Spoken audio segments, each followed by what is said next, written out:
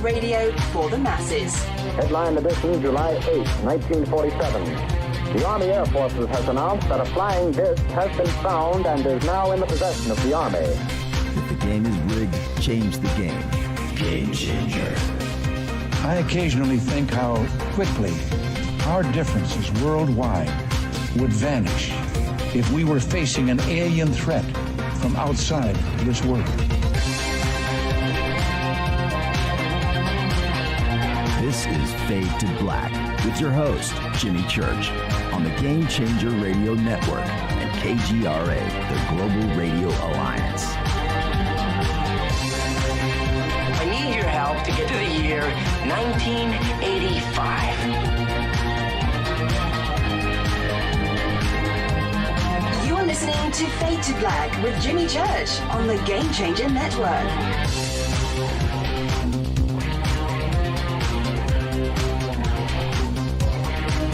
Good evening, Fade to Black, bespoke radio for the masses. Yeah. How you doing?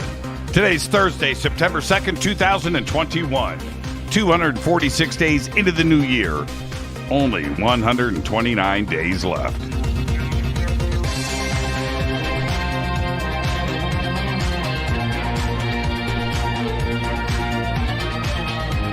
We are live from a bunker somewhere in the middle of nowhere.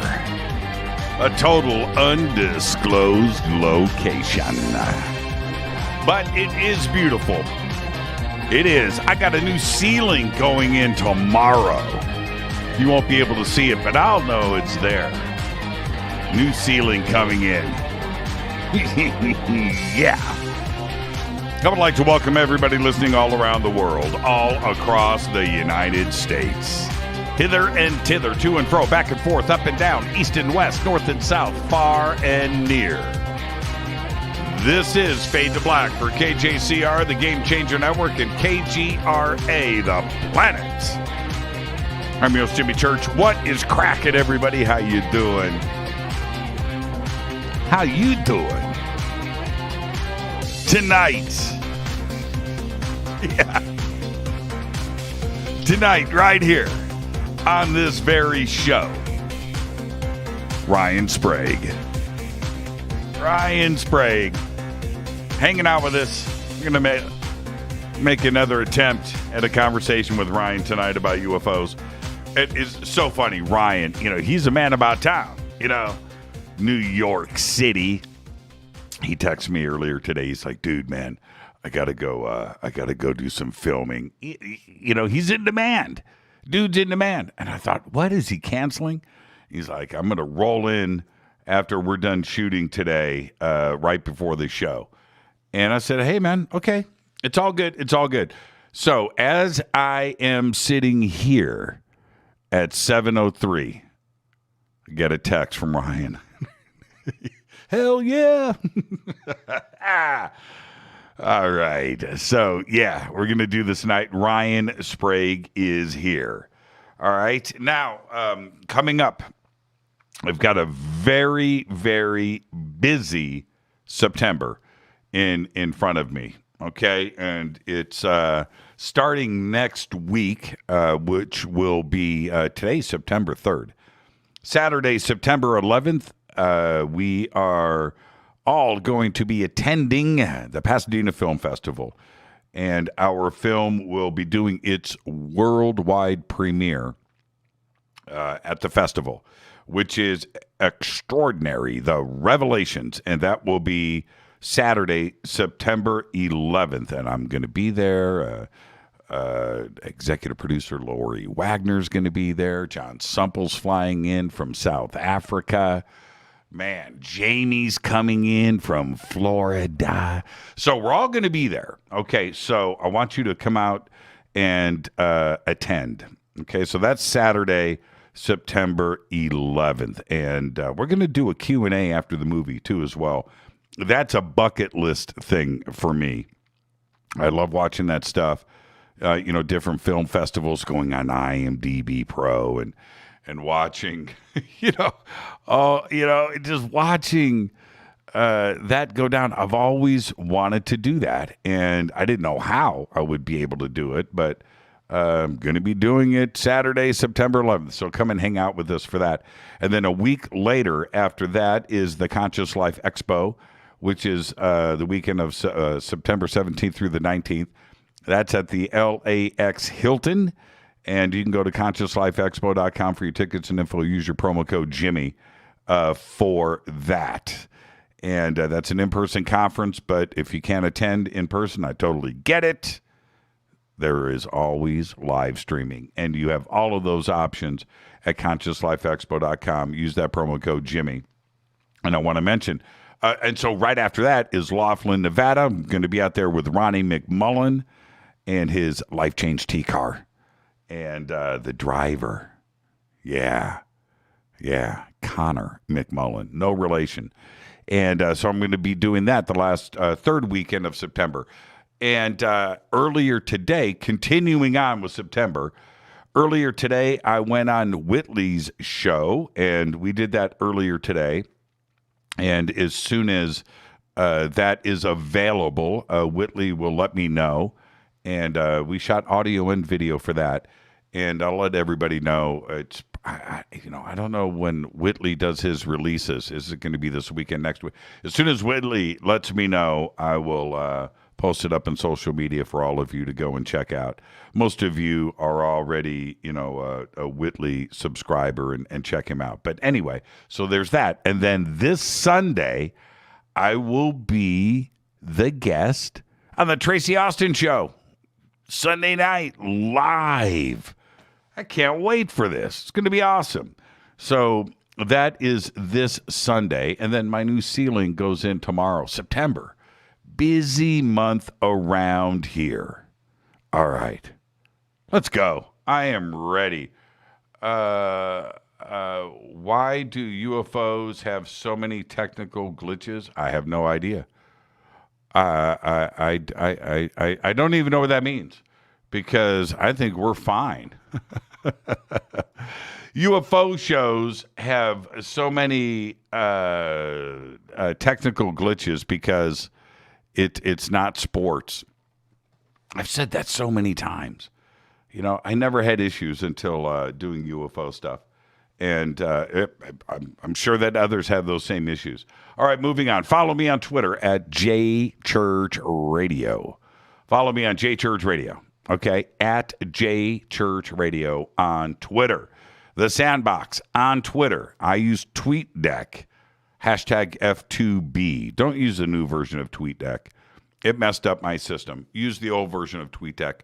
And I used to, years ago, got so much to talk about tonight, but years ago, I was so happy with Twitter, and the Sandbox started to blow up, and now we all know what it is today. It's like a centerpiece for this UFO community, and it's great. And you guys built all of that yourself.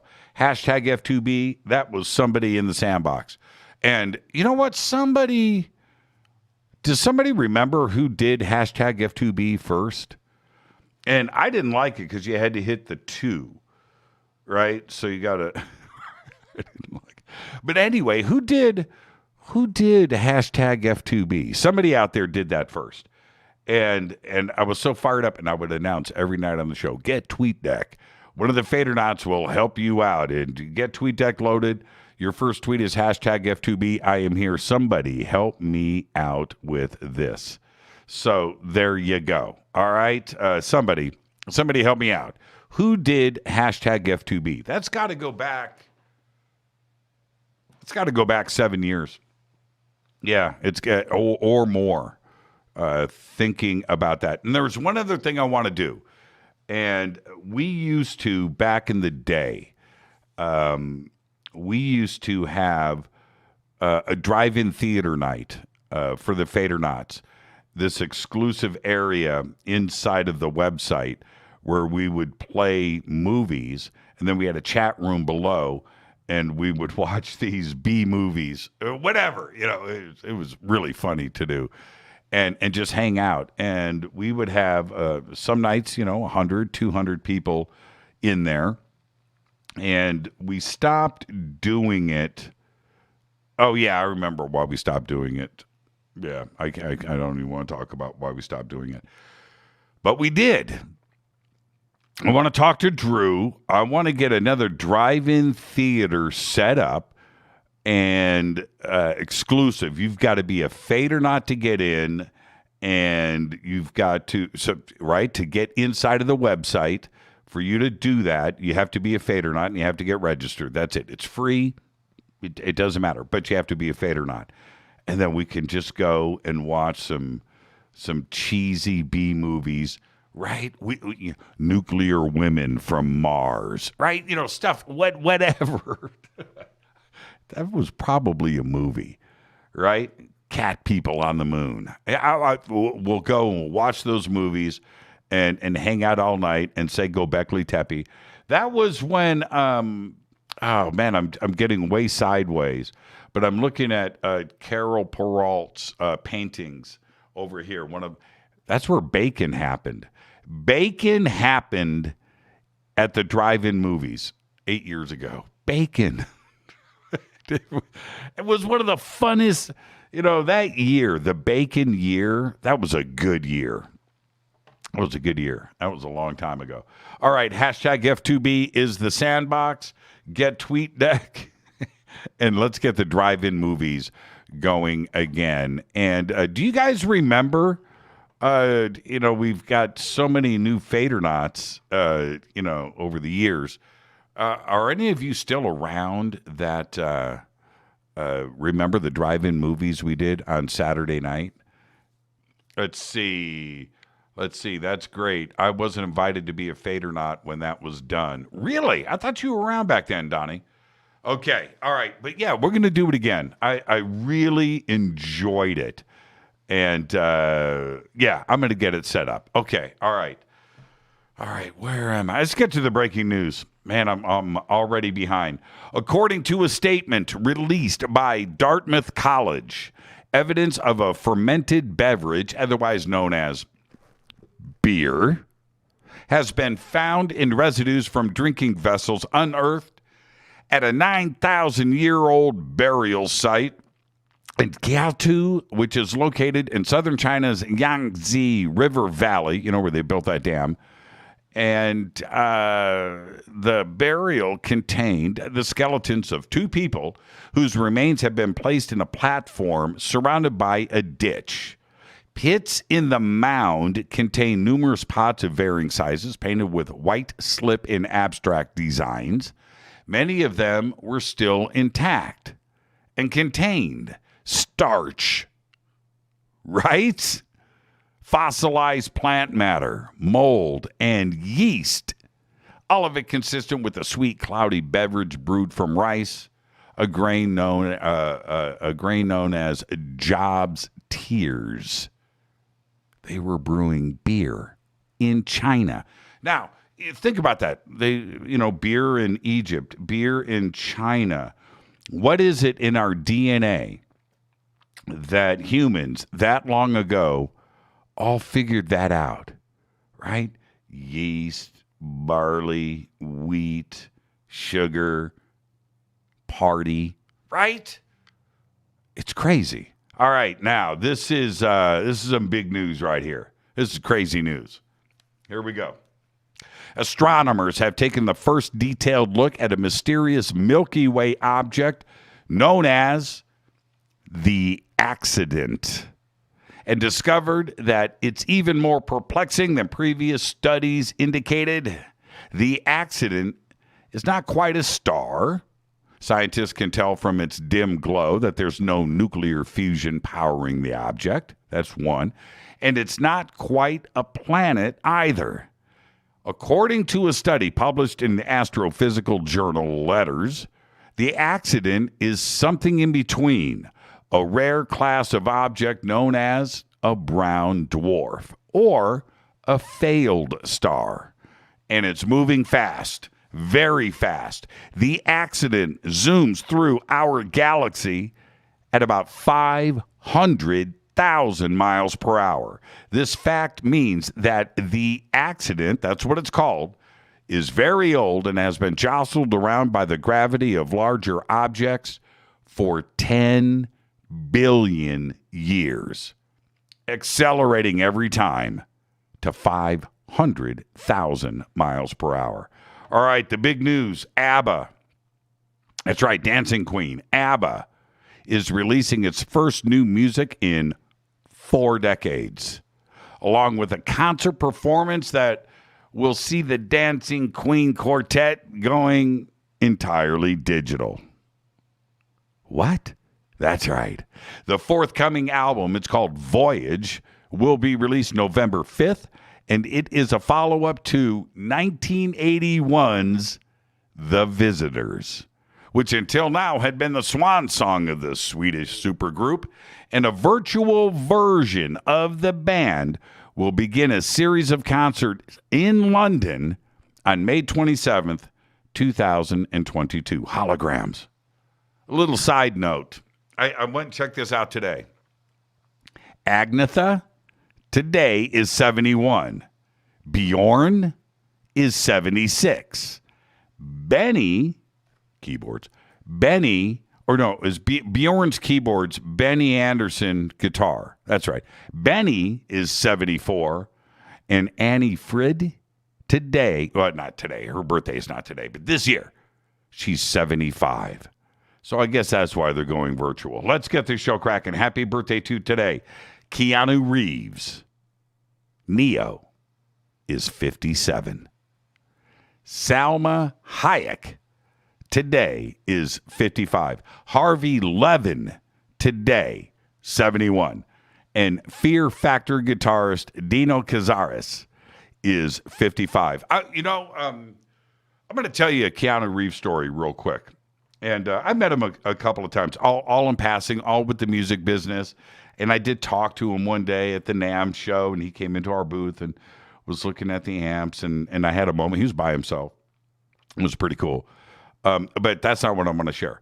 So he comes in to Guitar Center in Hollywood, and I walked up, and a friend of mine who worked, I think it was Mark Leahy. He's not a district manager for Guitar Center on the East Coast or something like that. But anyway, Mark was a salesman. And he comes up and he goes, dude, man, Keanu Reeves is buying a bass from me. I said, oh, really? So I kind of walked through, where's Neo? And wait a minute, that might have been before The Matrix came out. So anyway, I walk up, there's Keanu's playing this bass, and he buys the bass. And I get introduced to him. And this is the crazy part. He buys the bass, and it goes into a soft shell case. And Mark and I walk him out. And I thought we were going to walk to his car. And he said, I'm parked in front. I said, okay. So we walked out on the Sunset Boulevard. And there's a motorcycle parked there. He walks over to the motorcycle and gets on it. And I was like, oh, man, he's with a bass. Takes the bass, puts it on his back like a backpack, puts the bow straps on. The neck is sticking straight up. He's got his helmet on. Stops on there, and he's like, see you guys later. Starts this and cruised right up Sunset Boulevard with that new bass strapped to his back. It was nuts. And all I could think, and I'm looking, people are driving. They don't know. They don't know it's Keanu. And he's got a bass on his back. Anyway, what made me think of that? Oh, it's his birthday. Happy birthday, Keanu. Let's get to On This Day in History, OTD, 31 BC. At the Battle of Actium, Roman leader Octavian defeats the forces of Mark Antony and Cleopatra.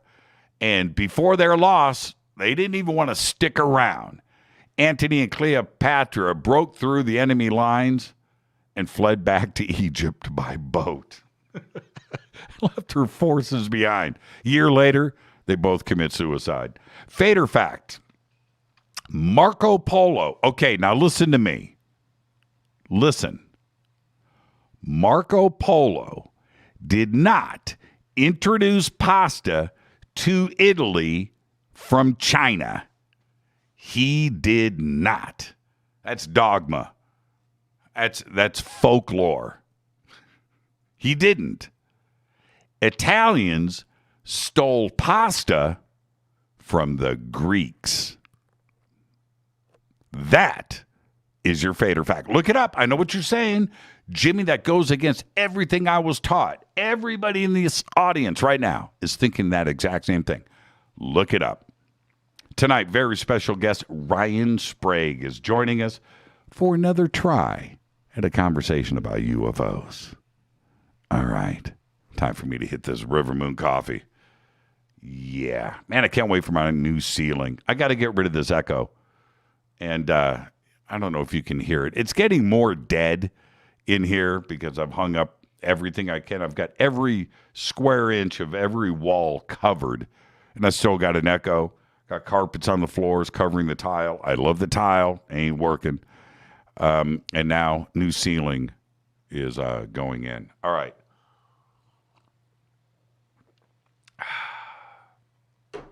The band is called Dog Star. I missed that one. I don't know what that is. All right. Okay.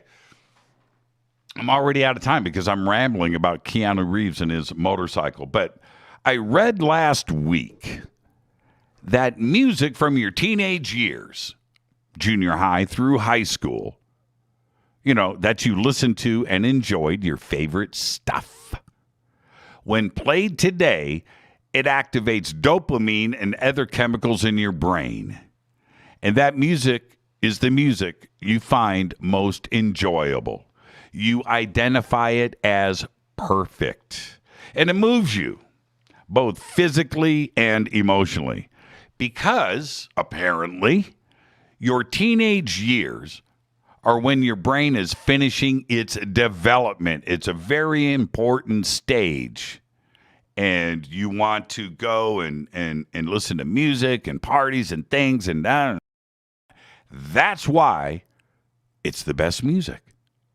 Today, I proved this to be true. You see, I went back and jammed all day today to some classic Frank Zappa. One Size Fits All, specifically. Chic Your Booty, specifically. And Joe's Garage. Now, all three fell between the years of 1975 and 1979. Give or take a few months. But all three albums were my go-to things when I was 15, 16, 17 years old. Today, I cranked them all. I did. Really loud. And I found myself singing. I was waving my arms. I even did a little dancing. All with no self-control. It just happened. And it was good. All of it. Yepers. I was all by myself. This is clinical and lab proof of what I read last week. Case closed. All right? Now, so what does all of this have to do with UFOs? I know that's what you're asking yourself. Well, everything, actually. Let me explain. Stay with me. A couple of weeks ago, I mentioned on the show that I watched some old UFO documentaries lately, and I do it often. Specifically, UFOs Past, Present, and Future, narrated by Rod Serling. After that show, I got an email from someone that stated pretty much something like this, quote, "Any and all old UFO documentaries suck," end quote. Yeah, well, maybe I'm old and cranky, but it's those old documentaries that I enjoy the most. And there's great stuff today. I'm not saying that. Don't get me wrong. And I'm involved with many of them in some capacity. But every time I watch Chariots of the Gods, it takes me to a special place, for sure. But there is a vintage style to them that today seems almost innocent. And they're all so sincere. They're all so serious. And yes, a little bit intense. I mean, if you want to watch a real UFO documentary, you've got to check out UFO. It's from 1956. It's also under another title, If you can't find it under UFO, it's called Unidentified Flying Objects, The True Story of Flying Saucers. 1956. It's a semi-documentary about the development of the UFO phenomenon in the United States. Clips from the documentary have been used in other UFO documentaries and television episodes related to UFOs ever since, because it was that good. And it's part recreation, right, with actors and with the combination of actual documentary footage, right? Okay. And to this day, almost 70 years later, it's one of the best films on the subject. And it's also a time capsule. It was made just 8 years after Roswell. And it's got some of the best information you will ever get on the 1952 Washington, D.C. UFO flap event. Now, I wasn't around in 1956 to see it in theaters, but I did see them all on TV when I was in high school. And that is probably why these old UFO documentaries have stuck with me. And they mean so much after all these years. And back then, after the docs were over, I probably followed them up with side one of Chic Your Booty. So I've got that going for me. Yeah. Tonight, very special guest, Ryan Sprague. He has agreed to reschedule, come back on this show tonight. All right? That's what we're going to do. Ryan Sprague is up next after this break. We're going to have another conversation, or an attempt at a conversation about UFOs. And also tonight, it's not Fader night, but tonight I'm going to give away 2 tickets to the Pasadena Film Festival, so you can come and hang out with us. If you live in Southern California, you can make it. Then I want to hear from you. We'll talk about that in a bit, and we will give away 2 tickets. All right? All right. So let me get out of here. Let me get to this break. And when I come back, it's Ryan Sprague. This is Fade to Black on the Game Changer Network and KGRA, The Planet. Race Hobbs. I'm your host, Jimmy Church. Follow me on Twitter at JChurchRadio. You can follow Ryan. He's all over Twitter right now. It's Somewhere in the Skies podcast. Yeah, just to make sure it's the right Ryan. All right. I'll be right back after this short break. This is Fade to Black. Stay with us.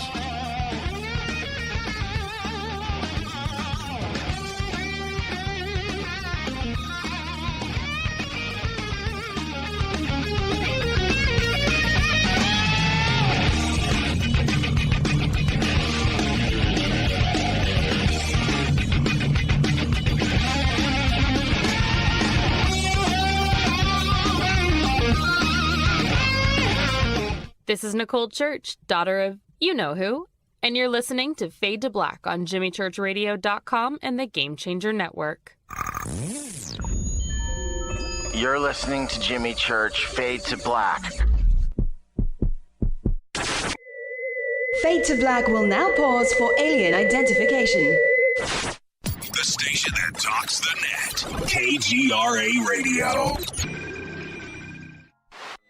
Introducing the Game Changer blend from River Moon Coffee that delivers a customized blend made specifically for the Fadernauts. If the game is rigged, change the game. It's a bolder cup with some bite. Game Changer is the coffee of choice for those that prefer an organic dark roast that is slightly lighter and milder, but it's still dark. With wild notes of pecans and chocolate with a rich, balanced, full-bodied cup that is roasted to perfection for a great coffee to start your day, as an after-dinner coffee or anywhere in between. Artisan, small batch roasted to perfection. USDA certified organic, all River Moon coffee is freshly roasted and packaged in the USA. Just go to rivermooncoffee.com or click on the banners over on our site and use the promo code F2B Blend for 15% off of your order today. rivermooncoffee.com. This is the only way forward. This is Fade to Black. Make contact. KGRARadio.com. This is Jimmy Church of Fade to Black, and you can get our podcast for just $2 per month. All you have to do is click on the podcast banner over at jimmychurchradio.com. Hi, folks. It's troubling times, and fear is pushing emotions, which in turn pushes health the wrong direction. Do you ever get an ache because life is uneasy? Try Life Change Tea at getthetea.com. Life Change Tea works on your digestive tract, helping to move food through quicker and comfortably so your health is spot on. Life Change Tea may not help with world issues, but it will help with your digestive issues. A glass a day helps keep the intruders away. So, change your life today. Log on to getthetea.com. That's getthetea.com. If your health game is off, get on by ordering Life Change Tea. Getthetea.com. And while you're on our site, look around at the great non-GMO organic supplements. And if you're a sales shopper, go to our specials page and see what's for you. I've been drinking the tea for 12 years and I'm sure glad for its health benefits. Again, that's getthetea.com. Getthetea.com. The tea that makes you go. Fadernauts, when you think about the future of our country and where we're headed, do you wonder about the food supply? I do. Disruptions in the food supply chain could be disastrous, and they usually occur with little warning. That's why the smartest thing you can do today is to stockpile emergency food, water, and other essentials. I personally recommend My Patriot Supply. They're the nation's largest emergency preparedness company, serving millions of customers for more than a decade. In fact, they're the only source my family trusts for our preparedness plan. You should too. Right now, save 20% off a full 4-week supply of delicious meals that provide 2,000 calories a day. Saving 20% helps too, doesn't it? Especially now. So go to preparewithjimmy.com and get ready. That's preparewithjimmy.com. There's no time to lose. Do it now. 9 out of 10 geneticists agree. Fade to Black is not your father's radio show on the Game Changer Radio Network and KGRA, The Planet. Hi, this is Rob Reiner from Anvil, and you're listening to JimmyChurchRadio.com. What's up? I'm Chris. What up? This is Kyle Manson. You're listening to Jimmy Church Radio.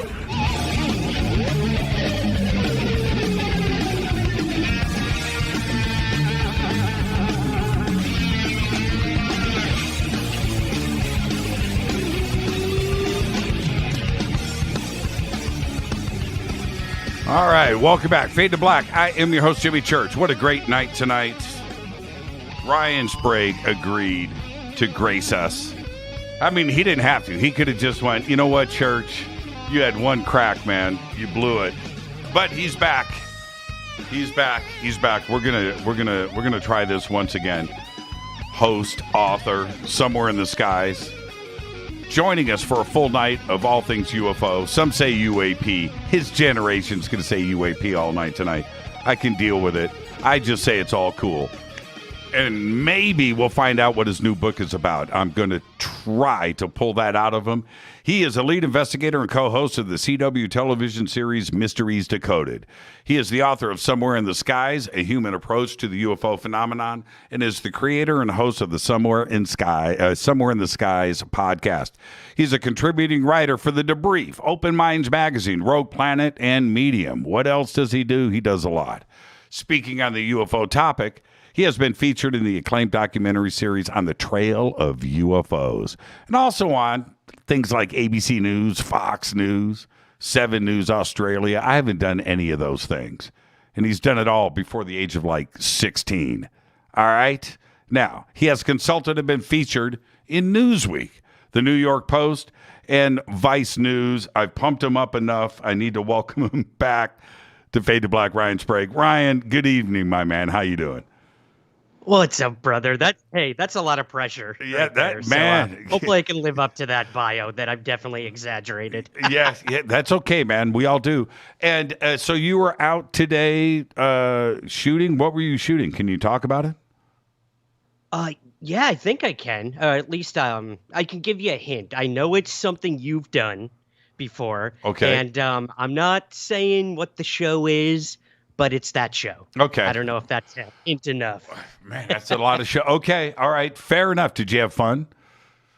I did. Look, I I've been out of work here in New York City for almost a year and a half now. I work on Broadway, Right. at the live shows, and it's been hard to find purpose, man. Other than UFOs, my whole other half of my life was gone in an instant, like many other people in the world. So it was good to get back out there, man, and talk UFOs and really stretch those muscles again. And good to see that television's coming back. All these new shows coming out and docs, J.J. Abrams and the Australia one. It's amazing. Yeah, no doubt about it. What's Manhattan like? Is it coming back to life? Yeah, I mean, except, yesterday we had a torrential downpour flooding here, which was insane. I've never seen it like that. I saw today in the news 900 people rescued from the subways. That does not surprise me. And I don't mean to laugh, but I've been in those subways when it's gotten pretty rough. But some of the videos I saw were pretty scary. And, we just don't have the infrastructure here for weather conditions like that. So I hope everyone's all right out there. But yes, Manhattan, New York City is coming back to life. All the concerts are coming back. Broadway's coming back slowly but surely. So I'm looking forward to that. Like I'm a playwright when I'm not doing the UFO thing. Yeah. So, Yep. Now, one of my favorite things to do in the world is go to New York, and I talk about it often. We don't have to do that now, but every trip to New York, I do the same thing. It doesn't matter what time it is, what part of the city what hotel I'm checking into. It doesn't matter. I go straight to Times Square and get a hot dog. That's what I do. It doesn't matter. That's and I love it down there. And right before the pandemic, Times Square was like peaked out. There was 500,000 people down there, just packed. And I've gone back and looked at my photograph. What's Times Square like? Is that coming back to life, or is it empty? I would say about a month ago, I went into Manhattan. I had to do some business there, and I walked through Times Square, and I took a video, threw it up on Instagram, and it was scary, man. It was like, you remember that scene in Vanilla Sky, the Tom Cruise movie, where he wakes up and New York City's completely empty and desolate? That's what it was. And it's just, that's not what you expect here. The minute you get into Times Square in New York City, the energy just changes and you can feel it. It's in the electricity. It's in the people from all over the world. But that day, it felt like it took me like an hour to walk 3 blocks because my energy was just down so much. So very surreal. We'll never, ever see New York City like it was this past year ever again. I don't think. I hope not, at least. Mm-hmm. But it was a sight to behold, man. It really makes you go back in your shoes and puts things into perspective of how the world's changed in the past couple of years. Yep, it certainly has, man. It's we've got a bunch of things that are starting to come up, not only with the UFO community, but just whatever, sporting events and concerts and just theaters and restaurants, where it's starting to come. And then, boom, we've got this other wave. And, the mask mandates here in California were lifted. Now they're back. And it's like, man, and we've got these events that are coming up. And I think that by and large, I think all of us, we can't do this forever. That's it. We can't do this forever. And no matter what, we're going to put this thing back to normal. And we're just going to muscle our way through this. But 2 years is enough. It's enough. I thought 1 year. I get it. Yeah. I thought 1 year was going to be the thing. I never had any idea that we would cruise through. Here we are in September of 2021, still dealing with this, and it's a mess. Okay, now moving on. You posted, and I was so happy you did this because I knew that I'd be able to drill you on this. You posted, okay, man, I'm writing. I'm throwing down pages in the new book, and you left it at that. All right. So what's the deal, man? What's the book going to be about? The new one, yeah. Well, yeah, I appreciate you asking that because it drives me to write, and that's why I do things like that, those little teases. I know a lot of people do that in the entertainment biz and whatnot, but It's fun. It's fun. It does truly, put that pressure on me to actually produce something, and I wish more people would do that instead of just, commenting on things all the time. I always tell them, well, then do something about it. And that's what I wanted to do with this new book. So for any of your listeners who don't know, I wrote 2 books, which were first and second edition, where I went around the country and interviewed people in all walks of life about their UFO experiences. Everything from a light in the sky up to claimed abductions, close encounters, and followed them, and saw how they lived their lives after these pretty profound things happened to them. What did their families think about it? Their kids got to go to school and they saw, that their dad was on the news saying he was abducted by aliens. Like, how does that change the dynamic of people and their beliefs and this, that? So I went on a 2-year journey to try to find answers and make connections. And that was my first 2 books, Somewhere in the Skies. And I thought, okay, I covered the people who've had the experiences, but what about those who have dedicated their lives to researching it, investigating it? Like, that's a whole other ballgame. And, a lot of researchers in the UFO field or paranormal, supernatural, they had an experience, and that's what got them into it. But a lot of people haven't either. So that fascinated me too. Like, what draws people to these things if they haven't had an experience themselves? So this past year or so, I haven't been able to travel as much, obviously, but I have reached out to handfuls of people, and I'm going to write another book about those who research these things and why and what led them to the point where they are today. And ultimately, what could that tell us about these phenomena we're dealing with and the people who decide to dedicate their lives to it? So, it's going to be really interesting. It's really putting a microscope on people, the researchers that you have on your show, or the Lou Elizondos, the Chris Mellons, like these people who have now become such a big part of this community and this topic, and what led them to that point, and where might it take us after that? Well, that's going to be a big book. You've got a problem in front of you, and that is you can't have everybody in it. Right? You can't do it because then it would take you 5 years and it would be, yay thick. So now you've got to eliminate. Yeah. It's hard, man. Yeah, man. In the playwriting world, we call that killing your babies. Yes, like, that's what you're doing. Everything's so precious. And, these people trust you with their stories. And that means a lot to me. So with my first 2 books, I had to do the same thing. I had to cut out hundreds. Yeah, you got to do it. I felt horrible. There's going to be some researcher out there. It's going to be Richard Dolan. Oh man, Ryan Sprague's new book is out. Man, he interviewed me for this. It's going to be great. What? I'm not in here.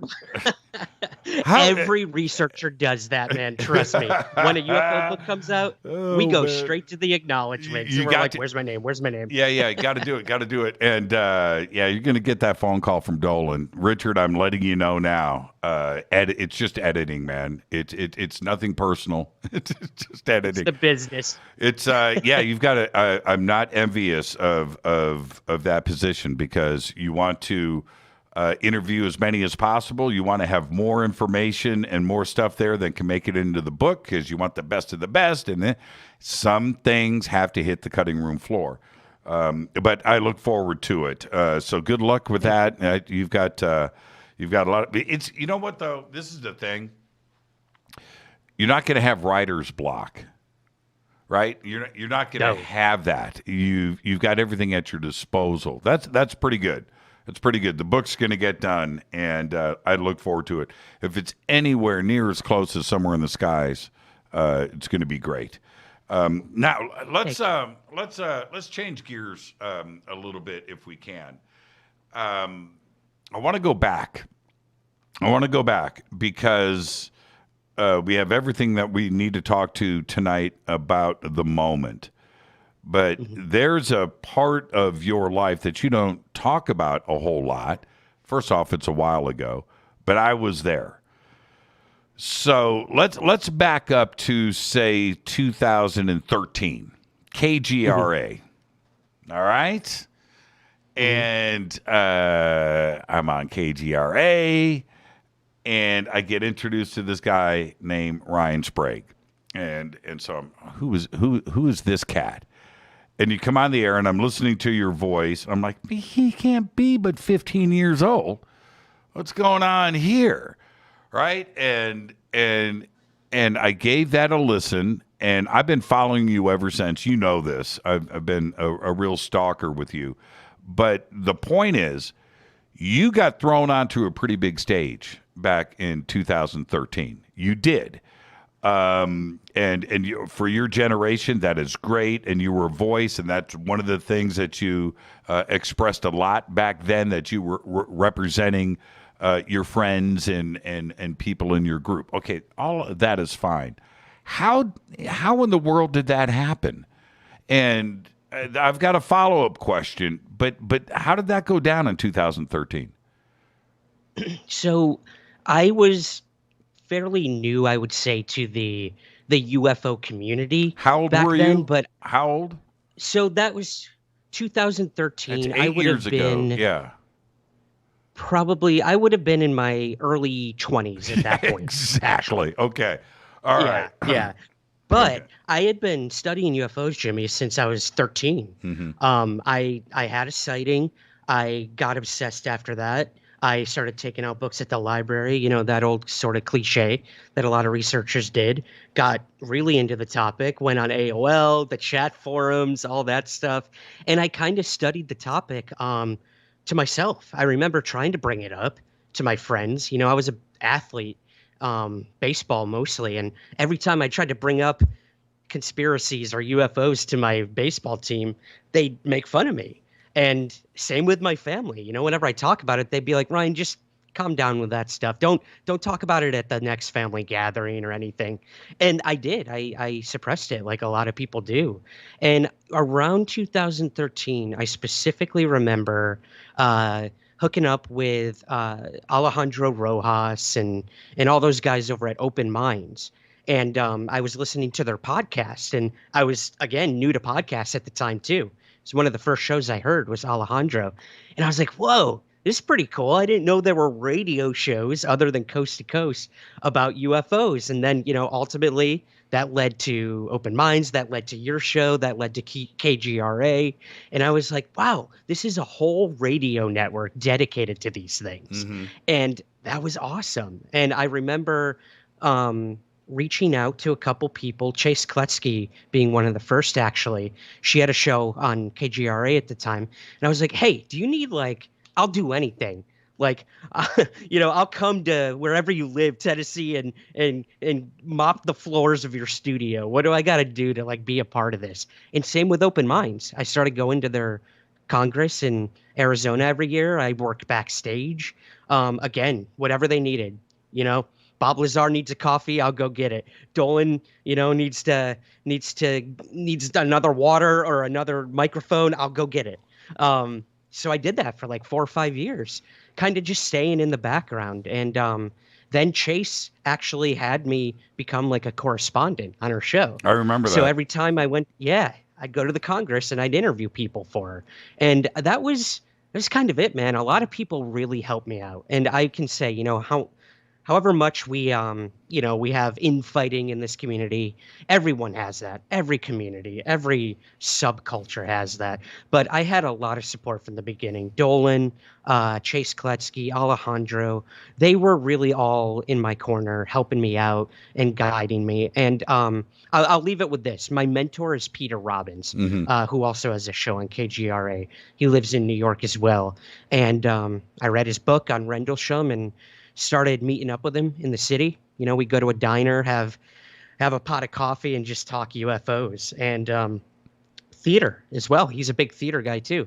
So he became kind of my mentor in this field and kind of led me on the path of, you know, this is where you should be looking for information. This isn't too credible. Like, don't look into that.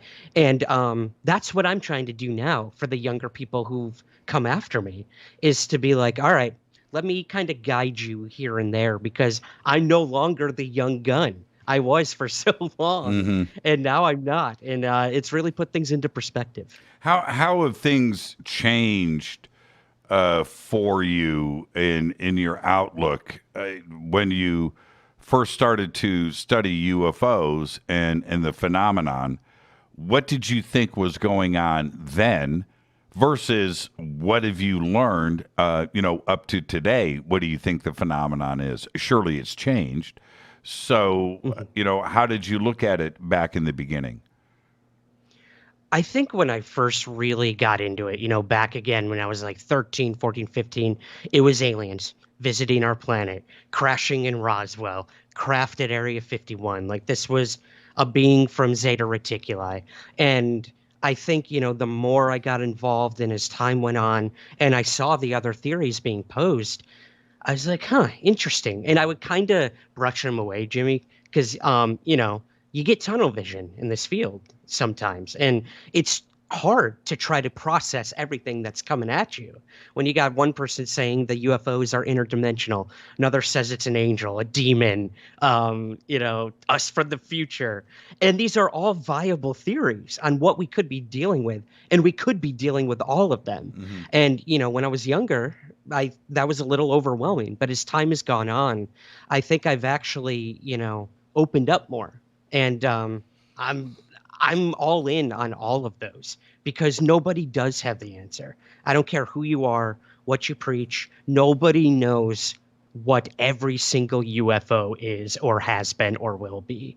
And that's kind of where I'm at now, man, is I'm no closer to an answer, but I'm asking new questions. And that's what kind of keeps me going. Now, and how are you today trying to resolve this? Certainly you have some ideas what may be going on. And when you do this for a while, like you've been doing, now you start to formulate your own theories. So today, what do you think is going on? I mean, we have the Navy. We have all of these things. I don't want to extend the question, but there is so many different things, and you start to formulate in your own mind what actually may be happening. So if you've done that, what do you think is some of the answers? Yeah, I think we're dealing with phenomena that is so far more complex than anything we can imagine. And I know that sounds like a passive answer to a lot of people. We do want to put things in, section them off. It's this, it's that. But I'll tell you, man, the more I look into cases outside of the military, like, yes, I know we'll talk about that, and it's a huge part of the conversation right now. Yep. But for me, interviewing these people in all walks of life that aren't in the military, we're not getting the New York Times version of the story from these people around the world. That's why I wanted to meet people and look them in the eyes and hear their story. It's so much different than hearing them on a show or reading about them in a book. And that's when the phenomena just became so strange to me and so like scary, so beautiful, so awkward, and like just messy. And yeah, we're creatures of pattern. We want to find patterns to things because they make sense of the world. But these phenomena have never, ever done that. It never falls into patterns, barely.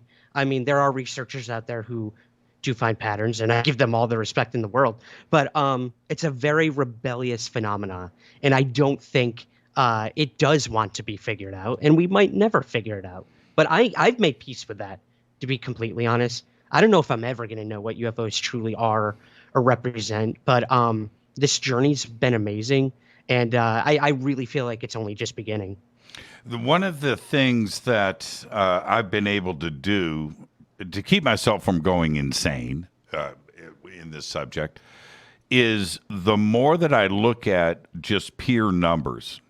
And I talk about this all the time, and I want people to just get this drilled, inside of their frontal lobes and try to understand the ginormity of what we're talking about.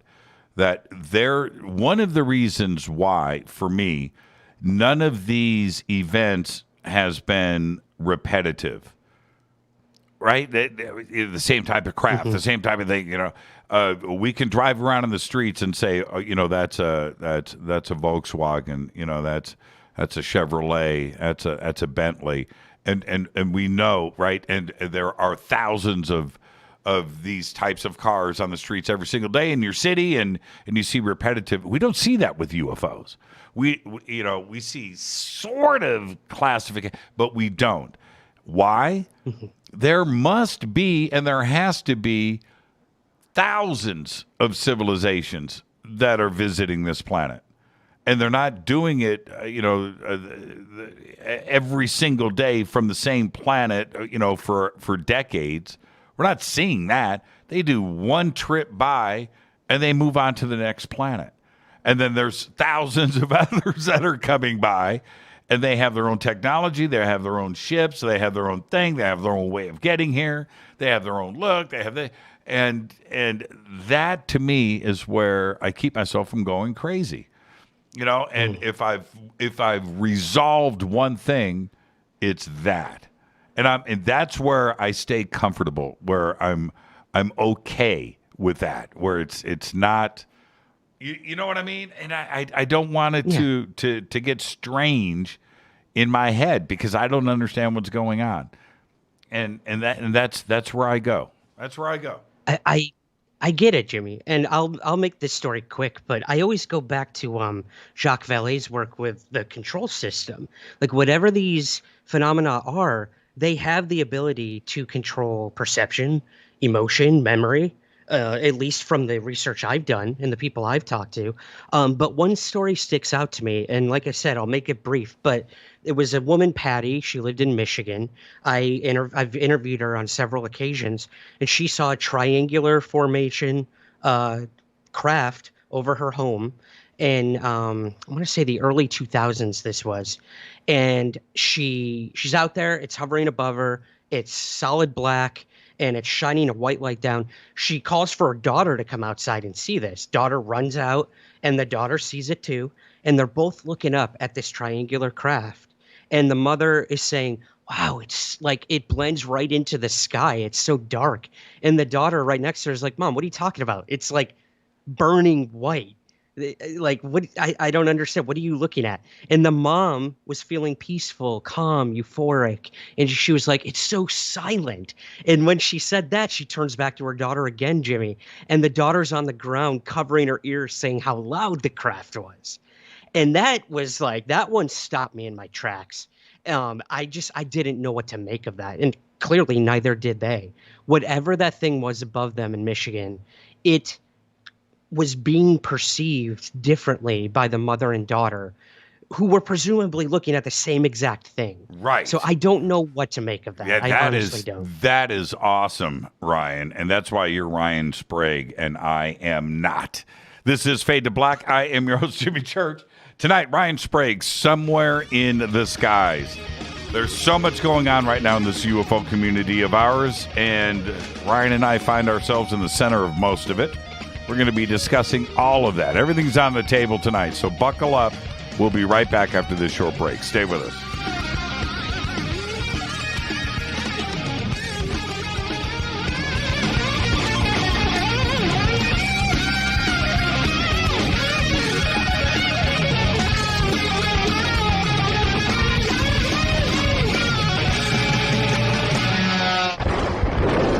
This is Fade to Black with Jimmy Church on the Game Changer Radio Network and KGRA, the Global Radio Alliance.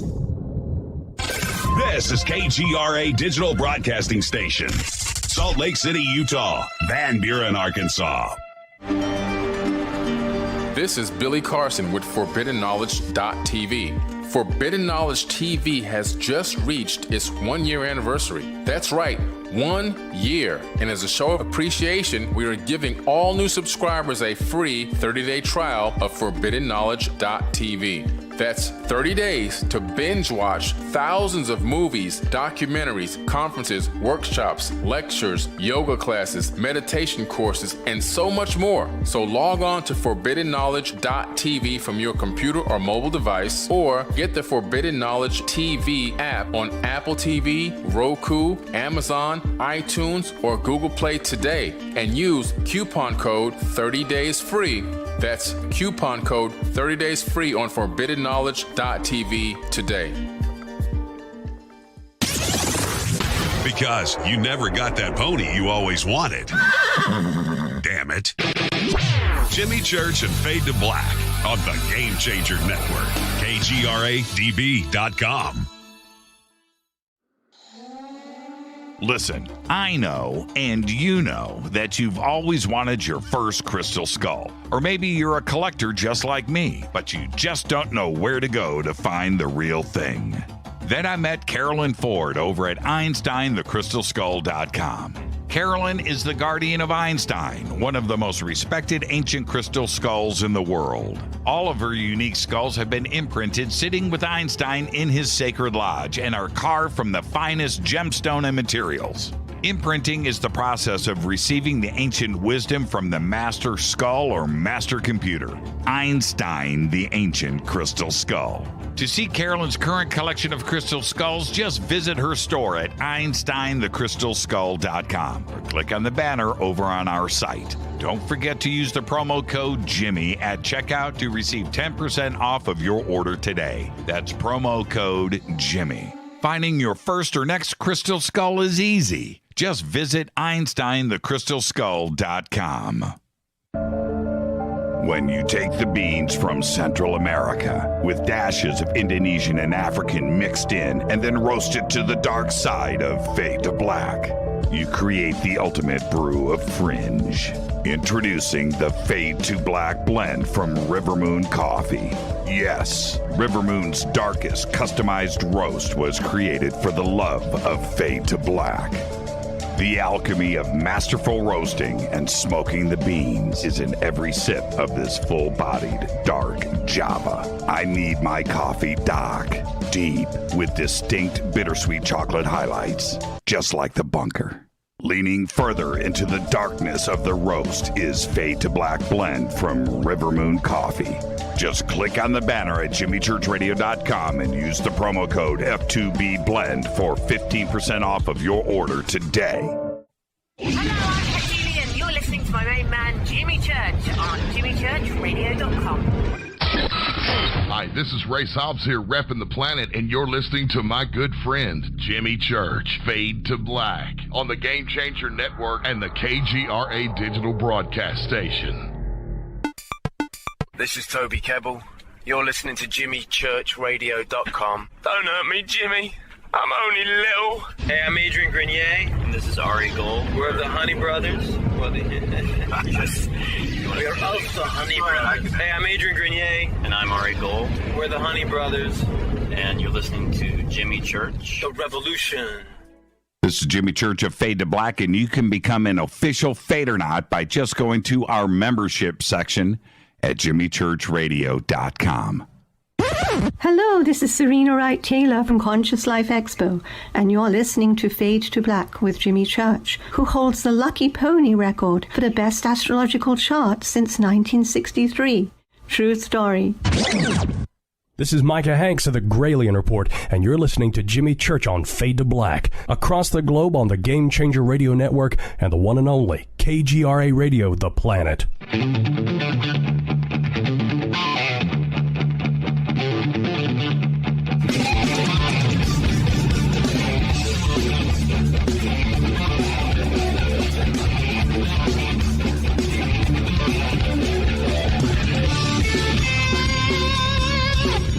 Welcome back, Fade to Black. I am your host, Jimmy Church. Tonight, Ryan Sprague. Yeah, I know what you're thinking. Is this a repeat? What happened? Well, Monday night, system crashed, and it was pretty funny. And there was a whole thing with PJs that night I'm not going to get into. And I sent Ryan this text on accident. And I was like, I can't remember what I said, but it was something like, it doesn't matter what you're wearing. I'm the only one seeing it, or something like that. And I looked down and I sent it to Ryan. And what, dude? Hey, you know what? Coming from you, Jimmy, it didn't surprise me, to be honest. I'm like, oh, okay, awesome. Whatever you say, man. That was a pleasant text to get. I just remember going, and I'm explaining to myself to Ryan, dude, I'm not weird. It was just like, hey, we've all done it. I remember I texted my boss at work a photo of like Adolf Hitler on accident because I was looking into World War II UFO Nazi connections, and I had sent something that was sending it to like Dolan or somebody, but I accidentally sent it to my boss, so I had to try to explain that one. Oh, you can't explain. There is no good. If you want to go UFOs with that, that's not going to get you anywhere. So tonight I'm wearing PJs tonight. I'm wearing my PJ shirt. I'm wearing my PJ flannels.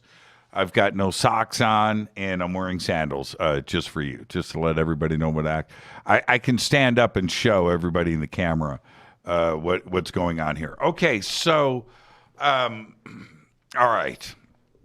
I've been watching social media this week. I had Anjali on the show last week, and I brought this show has always been from the very beginning a show with conversations with people that I just want to have a conversation with. If you want to listen to it, fine. If you don't. This is just a conversation between a couple of people, and I find it interesting, and that's it. And so Anjali being on the show is no different. It's no different than having you on the show. We're just sitting here, having a conversation. If you don't like it, go listen to something else, and that's it. So, but that show, is ruffling feathers, and I'm not concerned with that part of it. But her story is another. And which is what we did on the show last week. I plan on having her on again. I've got more questions. I just couldn't pack everything into 2.5 hours. I always run out of time. That being said, I don't know if you listened to that Fade to Black broadcast. And if you haven't, Ryan, go and listen to it. But you're also monitoring what is going on. It's your job. So let me just throw that out right now. What do you make of the overarching situation right now? An ET base in the Mojave Desert, and she's going to assemble a team of scientists and researchers in the media, and we're going to have disclosure, and ET is going to reveal themselves. What do you make of this? So, I think when the press conference occurred, the thing out in Washington, and it seemed a little, unorganized and very guerrilla. But hey, look, that's what activists do. That's how these things often happen at the spur of a moment. And I watched the press conference. A lot of what she brought forward is very similar to stories we've heard throughout the decades, whether it comes from contactees or even individuals today who've claimed to have, been in contact with certain beings and have given them messages, this, that. So when I first heard about it, Jimmy, I will be the first to admit I kind of brushed it aside because to me it was just a story. That being said, I think the issue here is people are rushing to judgment. It's a very out there story, and I will give her credit. It takes guts to do what she did. That takes a lot of courage to get on a stage that big in Washington and know that your video is going out to the world at that point, and you're going to make these very bold claims. And I do give her credit for that. And I also give her credit for saying that she is willing to produce evidence. And that's kind of where I am right now. No matter what I think of the claim she's bringing forward personally, I'm still on the fence. If she can produce the evidence, great. Let's see it. And that's kind of where I am right now. And I can admit that a lot of people online and Twitter and whatnot kind of, put me in my place, because I was immediately one of the people who were like, oh, God, here we go again. Like, we just made all this progress in the field with credibility, and then this happens. But again, if she's going to come forward and say, I'm assembling a team, we're going out there, we're going to take video, this is happening, let her do it. Like, what's the harm? Right. We've had these huge setbacks in the UFO field all the time, and the field always bounces back, and there's always something that's going to come next. So, there's many out there who have claimed very bold things like she has and have never produced a single lick of evidence of any of it. If she's willing to say that she's going to do that, let's just wait. Let's wait and see what happens. We're not going to be 30 steps back than where we are today because of this one claim being brought forward by an individual. And I know you and I talked off air a little bit. What if she's right? Like, what if everything she's saying is real? And again, I'm not saying that that's what I personally believe, but what if that is the case? What if? And we live in a world of what ifs. Yeah. Yep. What if? Now, there's another part to this where we are so used to nameless whistleblowers, right? Where information is coming from. You don't know a thing about them. Insiders. I talked to my insiders today. Well, who's your insider? Where's their CV? What's the background? Who's the name? We need to, what's really going on? You can't just say, I spoke to my insider today and check this out. And we are so used to that. And now we have a situation with her where she's giving us all of her names, right? Her work history, her aliases, her maiden names, her birthdays. This, I went by this name in the 5th grade. And you could, okay, so she might have said that. I'm paraphrasing everybody. But that is something different than we have ever been exposed to before. Does that change your mind or your focus on this? In a way, again, I understand, just like everyone else, when you hear I have an inside source, I can't name them, but they told me this, that's frustrating. But hey, look, that's journalism. Like, every professional journalist has used unnamed sources in the past, and it's up to the reader if they choose to put credence in that or not. That's how you keep sources. That's how you keep a trusted source, is to not name them, not divulge that. But they clearly want information to get out. So again, if Anjali is willing to do that, name names, be honest about her past, and look at the jobs she's held, these positions she's had, it's pretty respectable. So, she has a lot to lose if this blows up in her face. And I hope she knows that, and I'm sure she knows that. If this is all some sort of what have you, a prank, an elaborate hoax, or it's all real.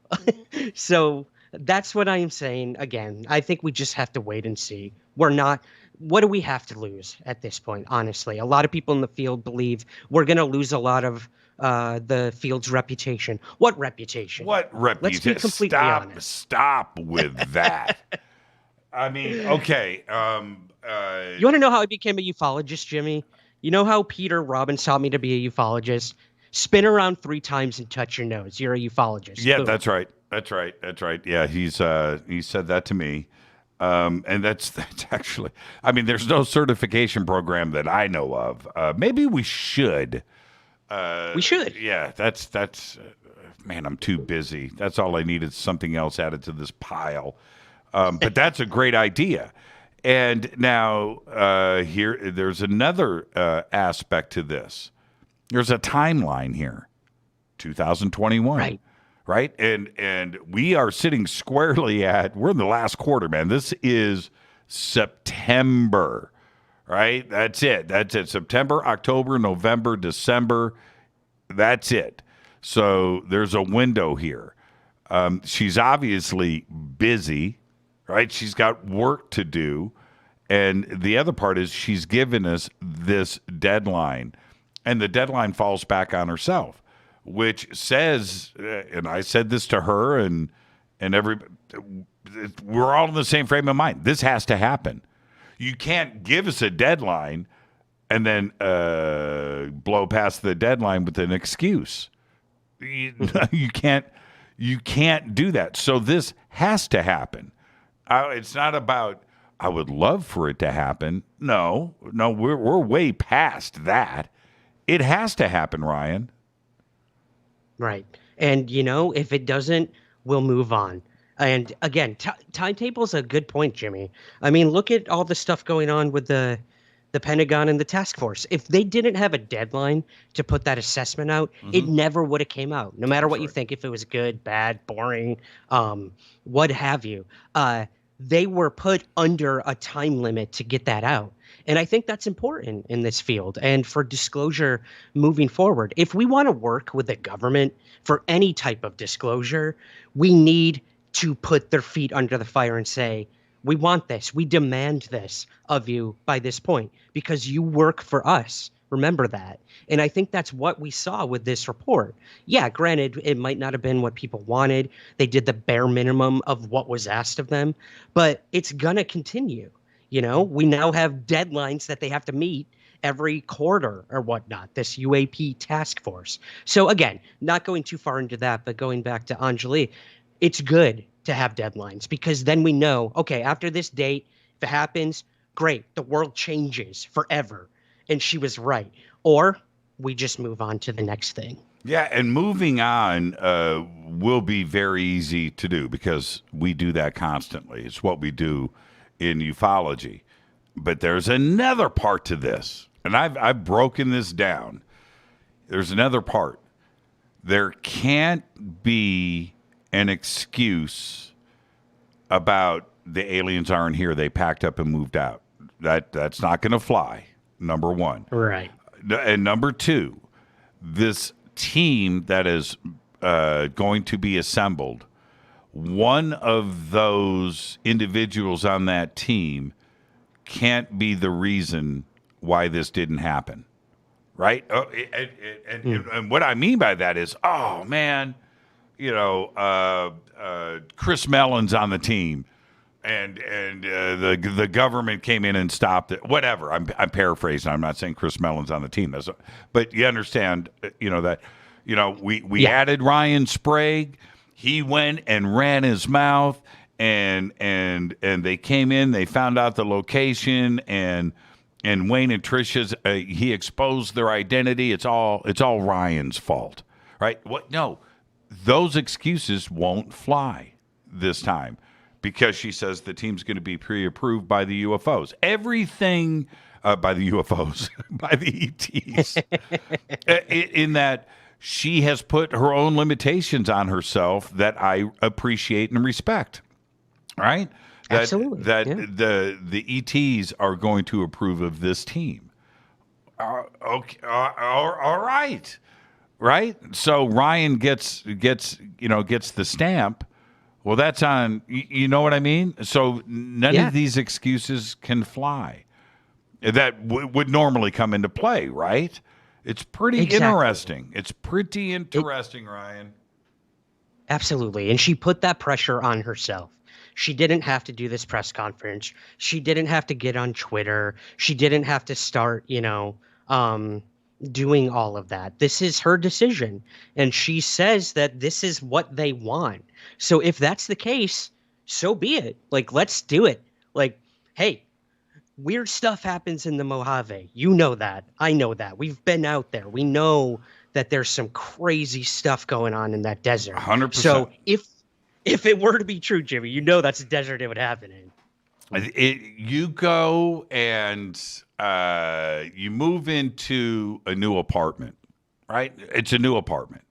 and you're there. It's the first day. It's empty, and you're going around. It's cleaned and it's nice, and you're all excited. You go. No matter what, there is something left behind from the previous owner. It doesn't matter. You're going to find something. Could be big, could be small, but something gets left behind. This underground base, right? We round the corner, ET's gone. They packed up and left. Well, what is left behind, right? U.S. Embassy, they clear out of Kabul, right? There's plenty of stuff left behind. And that would be the case there. It couldn't be empty, right? You see what I'm saying? There is everything that would be used as an excuse can't play out here, right? It's this. We have got ourselves a very interesting situation with Anjali. Absolutely. And look, these stories of, let's call them crypto-terrestrials, have been around for decades. You look at the early work of someone like the late Mac Tonys, who looked into this, that, these beings have been here long before us, and they had to move to the inner earth just to survive. So, hey, look, this isn't the first claim of this sort of thing being real. Or you look at a lot of the stuff that the current people are saying, Semovin, Elizondo, all these guys saying, yeah, we think there's a possibility it could be non-human intelligence. And, immediately we rush to, so extraterrestrial. And they're very quick to say, no, I didn't say that. We didn't say it's coming from off planet. We're just saying it's non-human. So you do have to wonder, is that kind of what they're alluding to? Could it be something like what Anjali is bringing forward? Again, these are connections that might not, pan out whatsoever. All of them could be wrong. But hey, these stories have been around for a while. And until Anjali brings any sort of evidence forward, it's just a story. Now, there's how many? I'm thinking about Somewhere in the Skies. I can't remember if there's a reference in your book about this, but you've interviewed enough people. How many people have you talked to that have referenced them being taken underground? Right? Yeah. It's interesting you bring that up. That's actually something I'm looking into for the new book, because a lot of the people I interviewed about abductions or experiences in the first two editions of Somewhere in the Skies, they were mostly from craft off planet, let's say. So that's why I bring up the late Mac Tonys. That's why I find Anjali's story compelling, is because it's actually a part of the research that I'm looking into right now. So, hey, for me, man, this is good timing for what Anjali's bringing forward.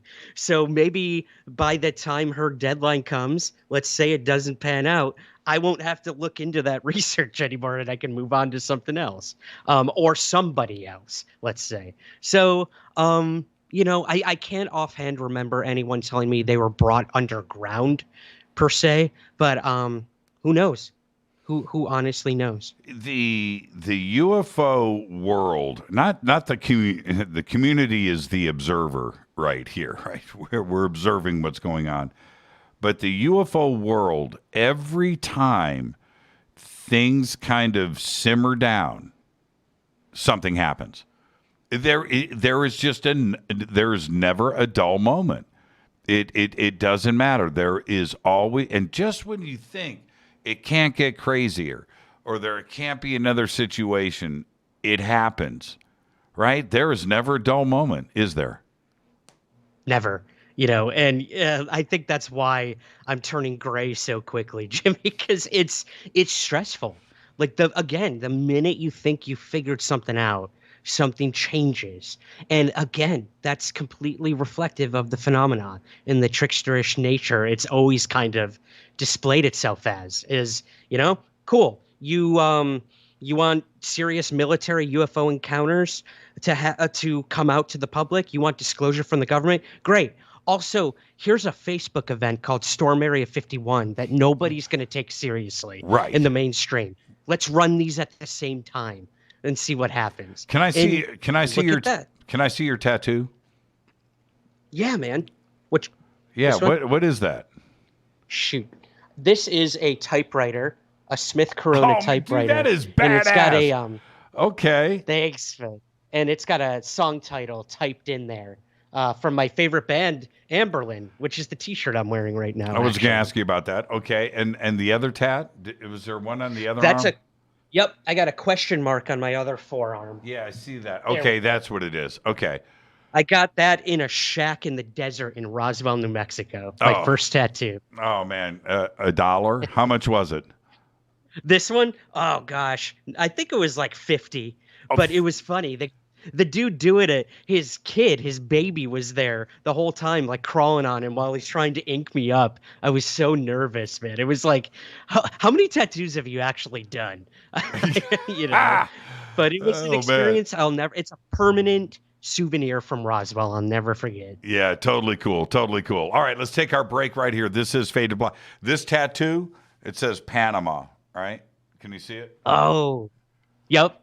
That's so cool. Cost me $1 in downtown Panama City, down in Central America. And I'll never forget it. I went down with three friends, four of us. We're all getting Panama tattoos. It was most of the boys, I was going to say, man, in high school, we all got them. And so we went down to get ours, paid $1. And I gave the guy giving me the tattoo, he didn't have change, I gave him a $5 bill on 15. And so he had to go and get change and bring me back $4. I'm not making that up. But anyway, he takes let me look at the clock. He takes a toothpick, dips it in ink, comes over to my arm, writes out Panama with this toothpick. I was like, okay, all right, so far so good. And then he takes out the right and I was like, holy crap! All right, this hurt. Anyway, my three friends bailed. They bailed on you. They bailed. No, they didn't leave. They watched in Hoa, right? You know, and they're like, nah, you know, I'm gonna do this later. So I was the only one. Cost me $1, man, and here I am. Wow. You know, 40 years later, and I walk around with a little piece of Panama on me, and I love it. But that's my only tat. It's a tat, right? Yeah, we call it tats, yeah, guys. It's a tat. It's a Once tat. you have it, it's a tat. Yeah, I'm getting ready for my next one too, Jimmy. I'm excited. I'm thinking about something. I just don't know what I want. But I'm thinking, I'm in the flying saucer sphere on it, but I don't know how. I don't want just like the cliche thing. Like, it's got to mean something to you. Yeah, that's a memory of Panama you'll always have, you know? I should get this. I should get that tattooed. Oh, I love that. You should get that for sure. Well, I don't want to be the old hipster dude with tats. I don't want to be that guy. I just don't. So you got to figure out the clever tat that doesn't make you the wannabe. I'm not going to have a little ponytail. I'm not going to be that guy. Right. Birkenstocks and a tattoo, at the age of 60. I'm not going to be that dude. Let's take our break right here. This is Fade to Black. I am your host, Jimmy Church. Tonight, Ryan Sprague. Now, when we're going to come back and talk about Gen Z. That's right. It's Ryan. I got to learn something. I'll be right back after this short break. This is Fade to Black.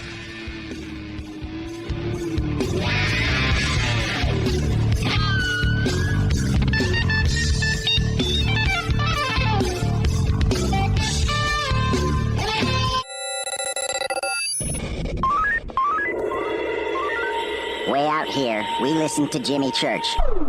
You're listening to Fade to Black.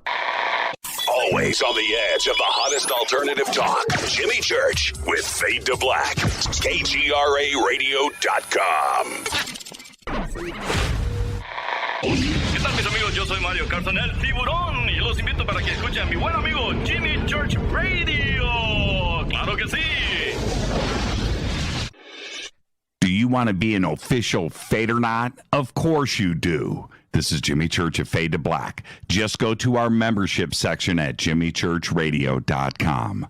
This is Jimmy Church, and I invite you to attend the 20th Annual Los Angeles Conscious Life Expo live and in person this September 17th, 18th, and 19th at the LAX Airport Hilton. Connect with exhibitors, community, thought leaders, and friends as we begin to recreate the world. You can also watch the expo from the comfort of your own home. Live stream from the main stage in Los Angeles and from the main stage in London. Truly a global simulcast event broadcast around the world. Live stream and in-person expo tickets are available now. I'll be your host all weekend long from Los Angeles. And on Friday, it's my Ancient Secrets and Earth Mysteries themed segment with James Keenan, Caroline Corey, and William Henry. And on Saturday, Daniel Sheen and I sit down for a one-on-one interview live. We have an amazing lineup of 25 speakers, including Bashar, Gail Thackeray, Kimberly Meredith, Whitley Strieber, Stephen Bassett, Daniel Brinkley, and Lisa Garr. Please visit ConsciousLifeExpo.com for tickets and info. That's ConsciousLifeExpo.com and use that promo code Jimmy for a special discount.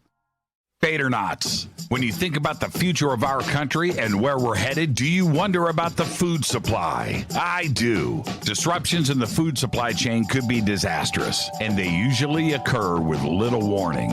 That's why the smartest thing you can do today is to stockpile emergency food, water, and other essentials. I personally recommend My Patriot Supply. They're the nation's largest emergency preparedness company, serving millions of customers for more than a decade. In fact, they're the only source my family trusts for our preparedness plan. You should too. Right now, save 20% off a full 4-week supply of delicious meals that provide 2,000 calories a day. Saving 20% helps too, doesn't it? Especially now. So go to preparewithjimmy.com and get ready. That's preparewithjimmy.com. There's no time to lose. Do it now. So, you love talk radio? Then you'll love TalkStreamLive.com. TalkStream Live is always on, 24/7 with the best streaming talk shows. Find your favorite talkers and discover some new ones. It's free, readily available online or on mobile with any smartphone or tablet. Finding your favorite talk shows all in one place has gotten a whole lot easier. Just go to TalkStreamLive.com. Be sure to download the free apps from Google Play or the iTunes App Store. You listen to us, and we listen to you. And so does the CIA. KGRARadio.com. You are listening to Fade to Black with Jimmy Church on the Game Changer Network. Oi, oi, I'm Reese Evans. You're listening to Jimmy Church. This is Revolution. The revolution will not be televised. The revolution is on radio. Ciao.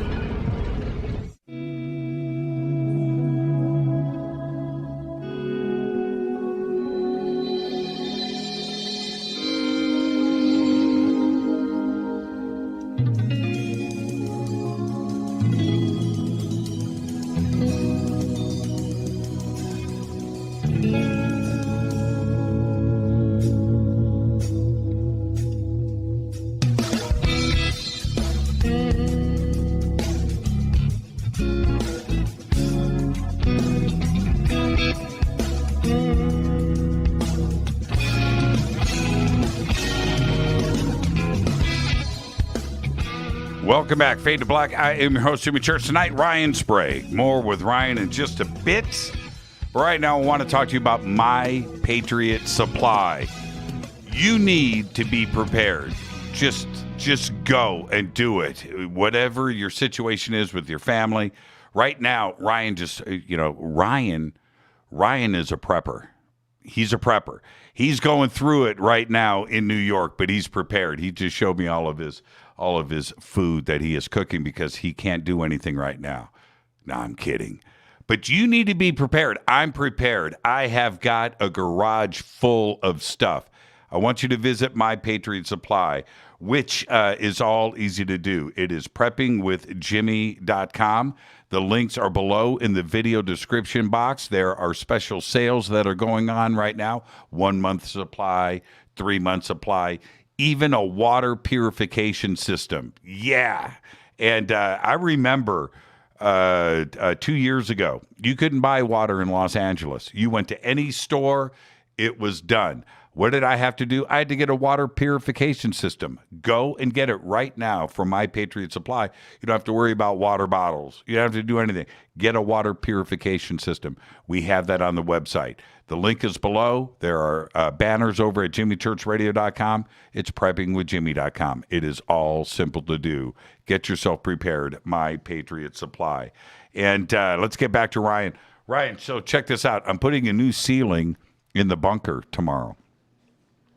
Yeah. Oh, yeah. Awesome. Yeah, new ceiling, and it's going to be completely covered with sound deadening stuff. And so during the break, if everybody's wondering, right? I take a break. I get up, I stretch my legs, and I went and I opened up my bass traps for the corners of the room.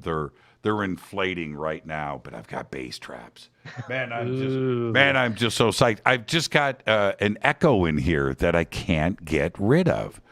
And if I get it, man. Yeah. I struggle with that too, especially in these little New York apartments. You'd think they'd be perfect for podcasting, but I live a block from the subway train, so you hear it every 2 seconds. Mm-hmm. Or I can't put things on the wall because it's against like the rules of the building manager.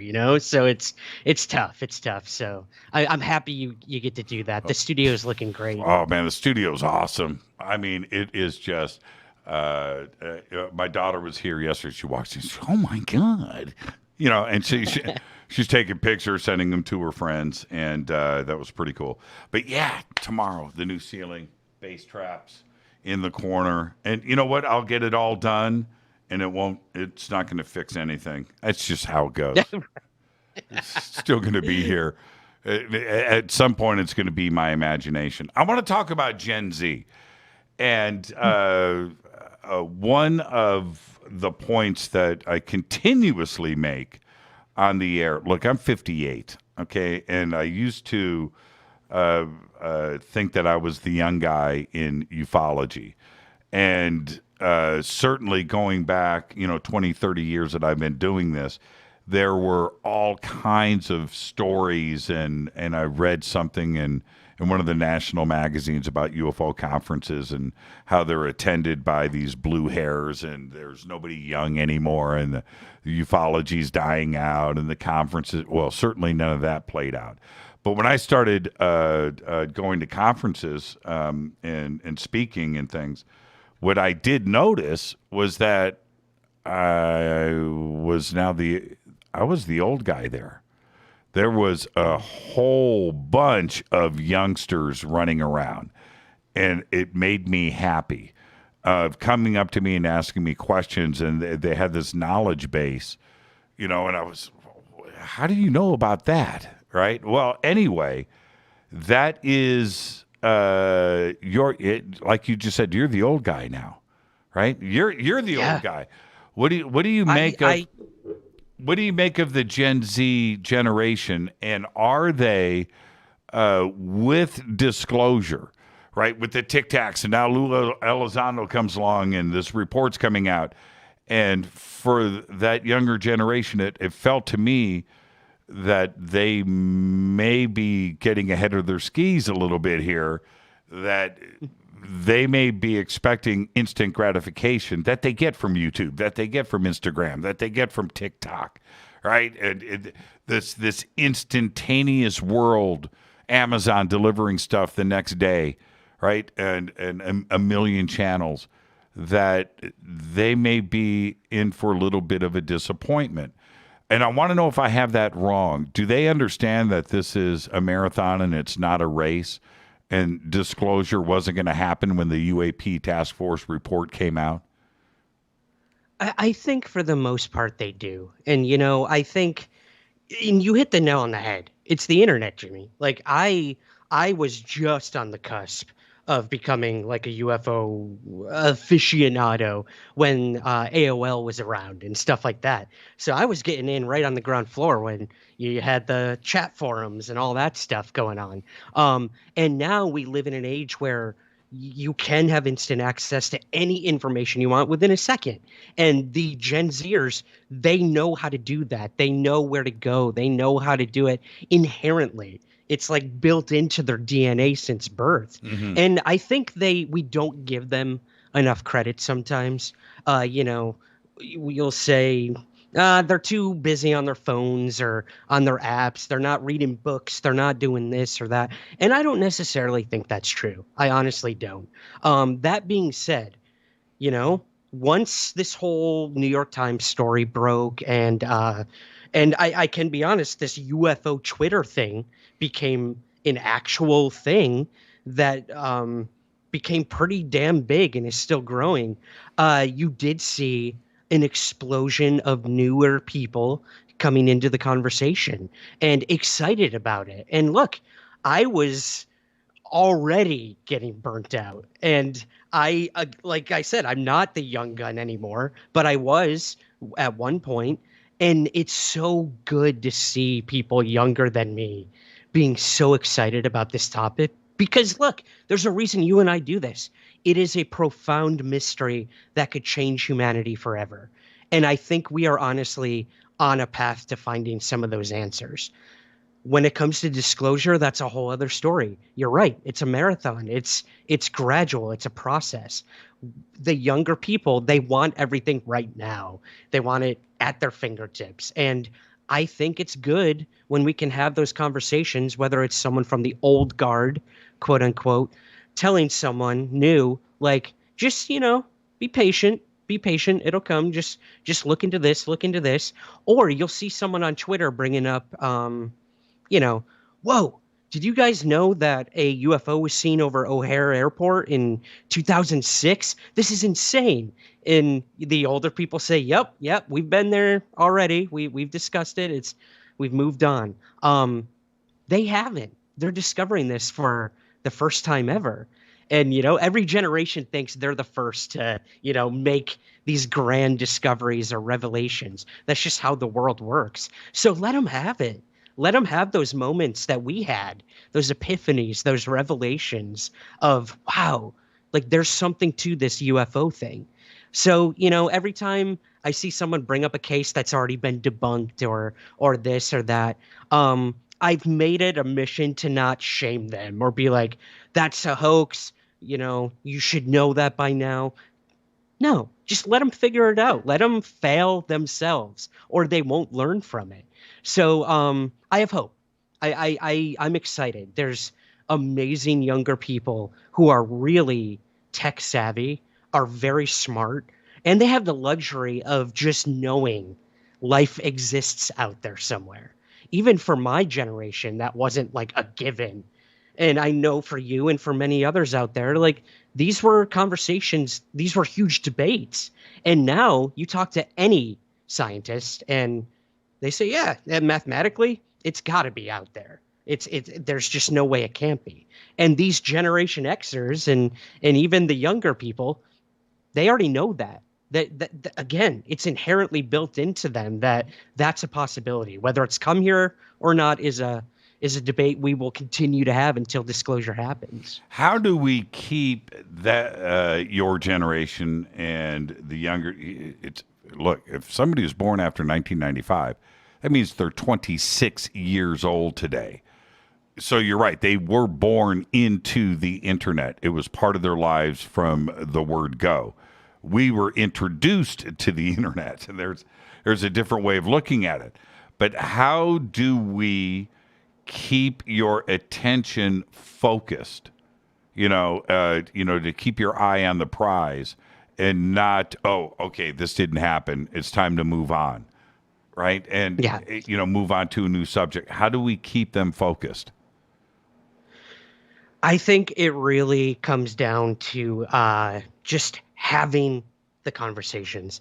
We live in an age where if you don't agree with someone, it's either you cancel them or you block them on social media and then conversation's over. You've essentially won in a way. But do any of us truly win if the conversation isn't continuing? That's what I try to tell myself. You know, I blocked so many people on Twitter that I don't agree with. And then there comes a point where I'm like, unblock. Let's see where we're at right now. Let's see if maybe we can come back together and have this conversation. But and, you end up reblocking. You end up reblocking. At some point. Yeah, you do. You do. I do it all the time. I'll unblock somebody for a day and go, maybe things have changed. No, they haven't. Right back to block status. But yeah, because I think that is important. There's a reason why, how long is a TikTok video? Right? Oh, God. I don't even have TikTok. But I'm showing my age right now. But it is, you have this, you've got, I don't even know. I don't want to show my age. 20 seconds or something. Right. I was going to say 60 seconds. Okay, so, but that's the attention span, right? If it was 5 minutes, they wouldn't get to the end of the video. Well, neither would I, right? So, and I get that.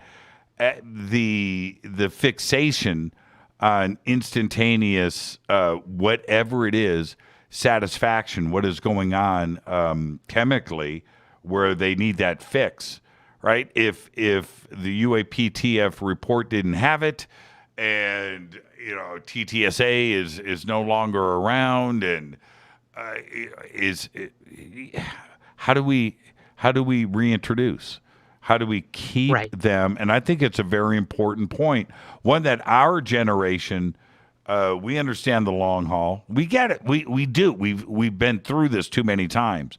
But I don't know how to deal with the younger generations. I don't. I can barely deal with my daughters, right? And keeping up with them. And they're 26. I'm being very serious too. I'm being very serious right now. Well, it is a very serious. I wouldn't say issue. It's just, it's the way the world is now. We can't put the genie back in the bottle. And, what do? We adapt. We are creatures of adaptation. And I think, what we have to keep in mind is, and you're right, 60-second video or binge watching TV. I want the whole season right now. I don't want to wait week to week for this. I think what we have to remind people of is that's fine. And maybe you're getting that in your social media, in your entertainment, but that's not how the government works. No, it's not. The government works very slow. Right. Very, very slow. Right. And if you want answers from the government, you're going to have to wait. Yeah, it's like a giant freighter, like a giant aircraft carrier. You don't hit the brakes and make a left-hand turn. That thing is gradual, right? I mean, and you have to be patient. And but I'm a victim of this too. You bring up a great point. I want to binge something right now. I want the whole season in front of me. I will commit 9 hours. I will not sleep. I will stay up till 6 a.m. But I want to do that. And if I can't, if it's released, week to week, I'll wait till the friggin' season is over. Right? Yeah. I won't watch anything. I'll wait till the end, so I can get it all at one time. And this is the world that we live in today. And there's another point, though. I think the Gen Zers, I'm just going to say it, they like to fight. They like to fight. They understand the art of troll. They understand the art of instigation. They want to get under your skin because for them it's sport and it's fun and it's the world that they're in. It's not my world. And I just don't go there. But the complaints that we have from, and I'm just saying it right now, Gen Zers, listen to me. Don't think I'm stupid. Is that you want to complain about the infighting of the UFO community by starting a fight. Right? Wait a minute here. You're doing exactly what you're complaining about, or putting the blame on somebody else, or somebody else dividing the community, and then pointing the finger, and then dividing the community by your trolling efforts and the instigation that you are creating. You can't have it both ways.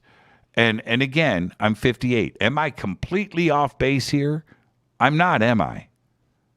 I don't think so. And, we could take this outside the UFO world and look at society overall, Jimmy. I mean, we're always looking for the next thing to argue about. 100%. We are a microcosm of what is going on in the world today and in social media. It doesn't matter. NASCAR. What meant Kyle or Jimmy? And the next thing you know, you've got a fisticuffs in the stands, right? It's no different, right? I can only imagine what NASCAR on Reddit is probably the ugliest thing that you can imagine. But anyway, so I remember when the biggest fight I would have, man, was with my friends over, who's gonna win who's gonna win WrestleMania, The Undertaker or Stone Cold Steve Austin. Can you imagine? And now it's like, can you imagine life or death stakes? Yeah. WWF on Reddit. Oh man, I don't even want to know. No, I'm rewatching all of it right now. That's the only reason I bring it up. Peacock's got every WWE pay-per-view, Raw, SmackDown. If any of your listeners are wrestling fans, I can't endorse it enough. But that's enough promotion for NBC from me. But no, you're right, man. I think people, they look for fights. And look, the UFO community, the UFO conversation is a place to have them because you are dealing with such a sensitive topic of beliefs. And, UFOs can be considered a religion, a belief system. And when you get into religion, man, people get passionate about their conviction in what they believe. And that's tough. So I understand why it's there and why it's in the UFO community, but it's almost ironic because you're dealing with a topic that should be bringing humanity together, as Ronald Reagan would say. Like, what would bring us all together? An alien intervention of some sort.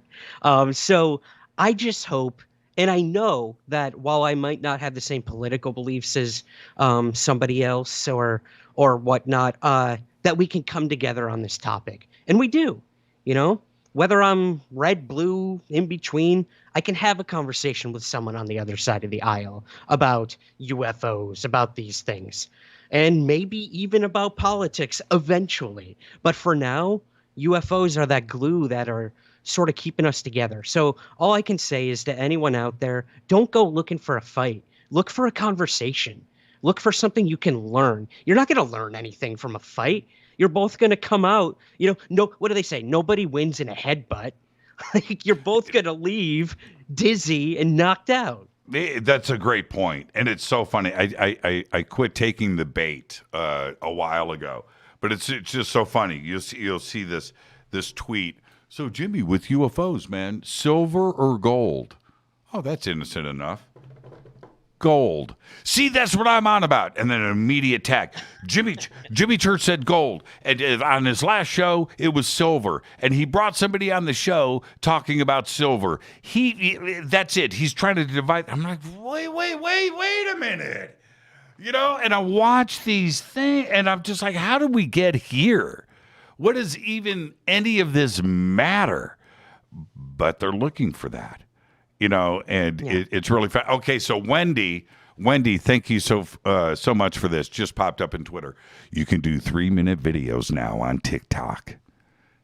Oh, yeah, wow. Did not know. Okay, up in the world. Now we can have actual conversations. Yes, on there. attention span has been expanded to 3 minutes. Jimmy, that's the other thing, man. Twitter is not the place to have a UFO conversation. I tell people that all the time. With those 144 characters, what could you possibly say? Mm-hmm. Like, if you want to have those conversations, get on Skype like you and I are doing. Mm-hmm. Call somebody. Right. Like, have those semi-human interactions rather than just being on your keyboard all day. And I'm just going to go for it since we're here. It seems that, and I don't think I'm wrong here, that there are certain groups of the younger generation that want to and don't have issues with nearly deifying and elevating and putting certain personalities on a pedestal and going in that direction hardcore and putting those people that are on this elevated pedestal position in a very uncomfortable spot. You know what I mean? And now, I observe this and I see it, and I don't know how to react to that. And it's a very dangerous position to not only put themselves in, because you don't want to be let down, but also with who you're propping up there, you're putting somebody that probably doesn't want to be there, right? And now they have to watch what they say. They have to watch what they do. They have to watch, because now they're going to appear on a show or a program or a movie or a TV series or whatever.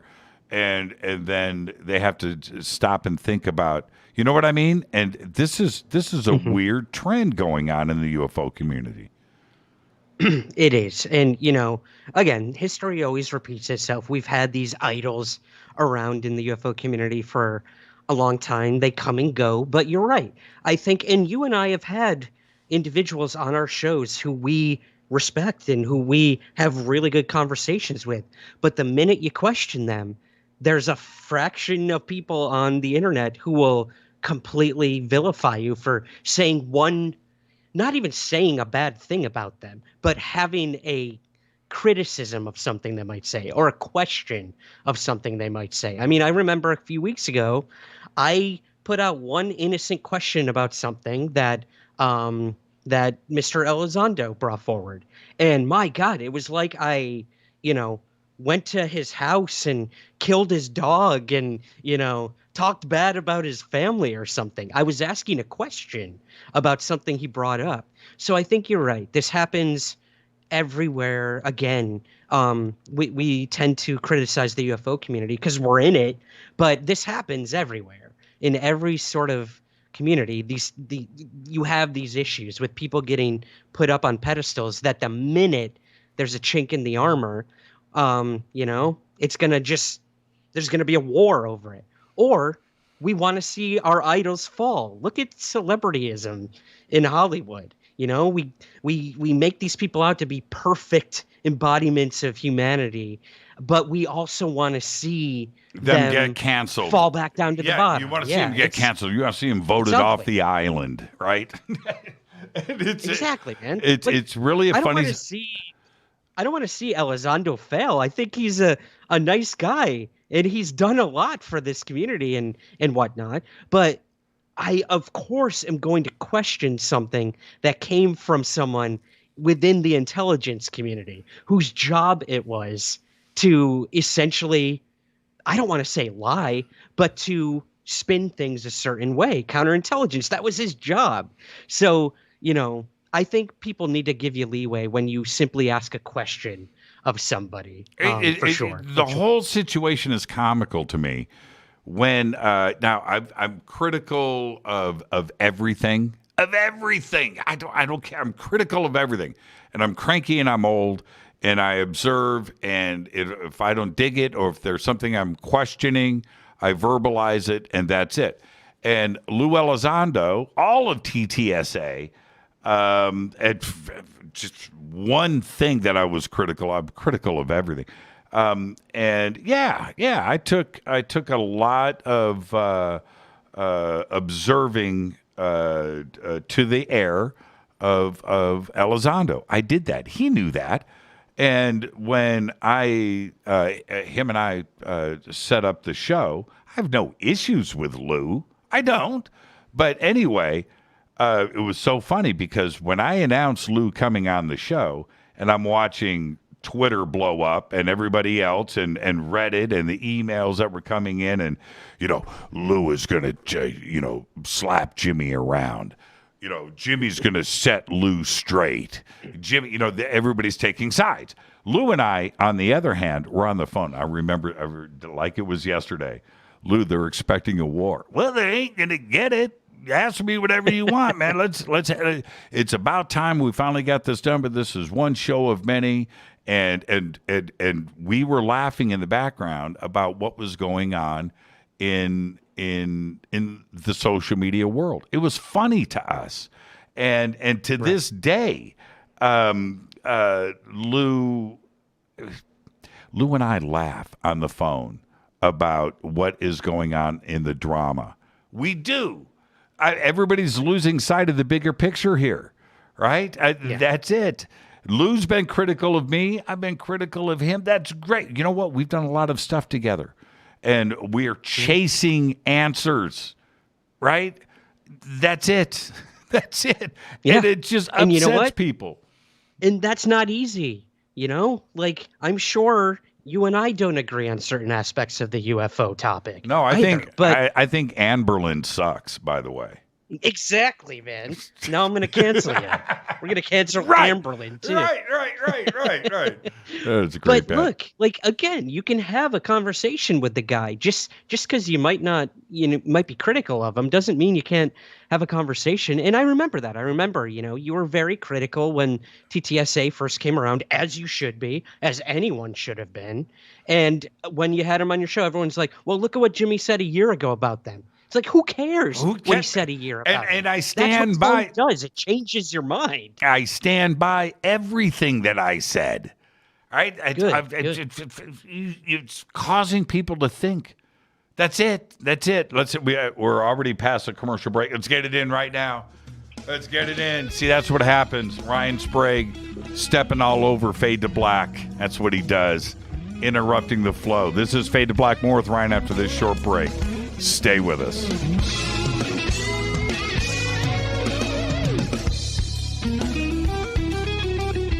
Hi everybody, this is Rob Halford, the Metal God on JimmyChurchRadio.com. This is KGRA Digital Broadcasting Station. Salt Lake City, Utah. Van Buren, Arkansas. Why is it we're not very good with our health regimen until it's too late? We don't put oil in the car until the engine blows up. When the body's out of balance, your health is not so good. Give your body some love. Log on to GetTheT.com. That's GetTheT.com. Try our Life Change Tea, which cleanses you from harmful intruders. A clean colon is one of the ways to bring the body in balance. We also carry organic supplements to help you get where you need to go. So do your body a favor. Log on to GetTheT.com. That's GetTheT.com. You can even visit our sales page to save some dough. Does anybody call money dough anymore? Anyway, if you're looking for short, helpful health tips, go to YouTube and punch in Health Matters Now. That's Health Matters Now. So, log on to GetTheT.com, shop, get balanced, then learn some cool tips at Health Matters Now. You'll be glad you did. That's GetTheT.com. Your contact for current news and trending topics. KGRARadio.com.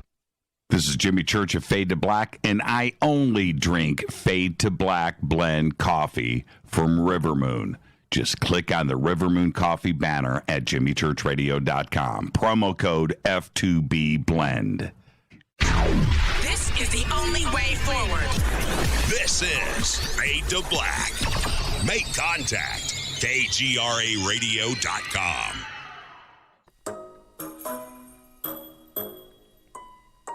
When you're in the house for longer periods of time, you can see them flying or running across the floor. Ooh, yuck.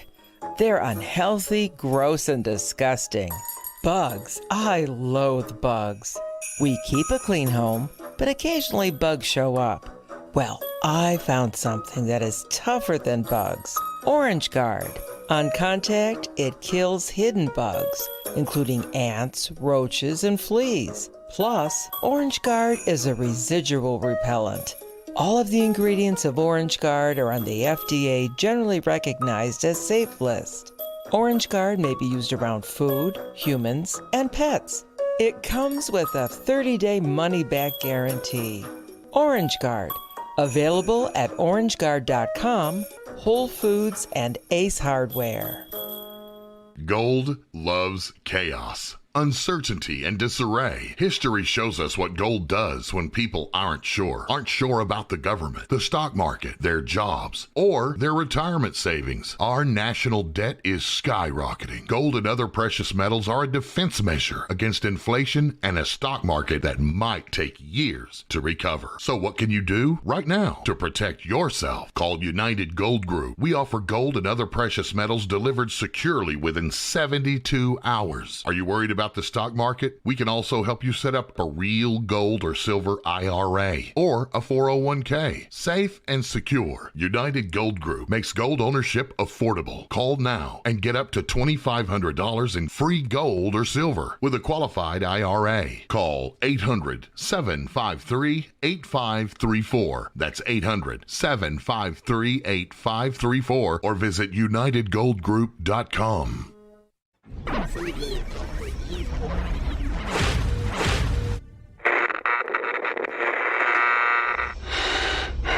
You want to know a secret? I love ponies. I really love ponies. I'm serious. I couldn't stay sane without ponies to brush. Why fade to black? Because you never got that pony, damn it. This is Fade to Black with Jimmy Church on the Game Changer Radio Network and KGRA, the Global Radio Alliance.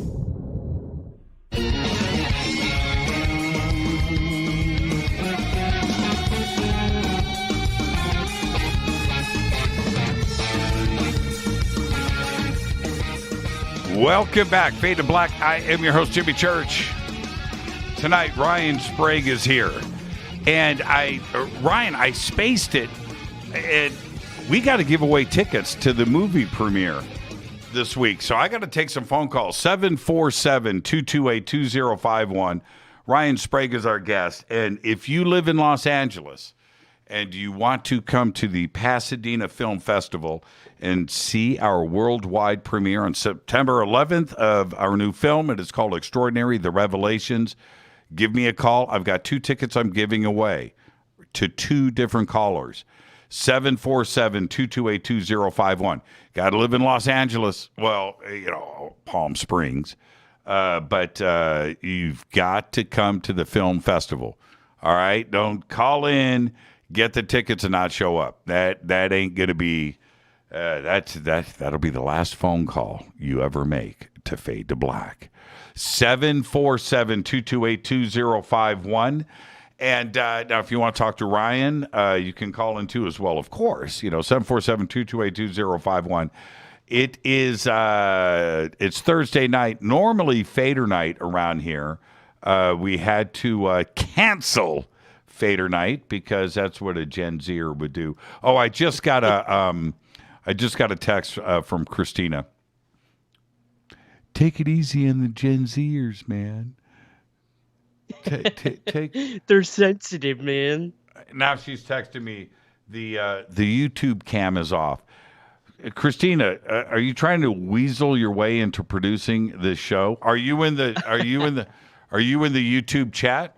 She better be in the YouTube chat. Let me scroll back. If she's going to start doing stuff like that. You're not even in the YouTube chat tonight, Christina. I see. Jimmy, I will say Christina is a prime example of a good Gen Xer who she's amazing. Takes this topic seriously, does the research, and builds off of the shoulders of the generation before her. So yeah, absolutely. There's my shout out to Christina. Yeah, no, I love her. She's doing great work. She is great, and I have been hanging out on her show every week. And her audience and stuff, just mad props.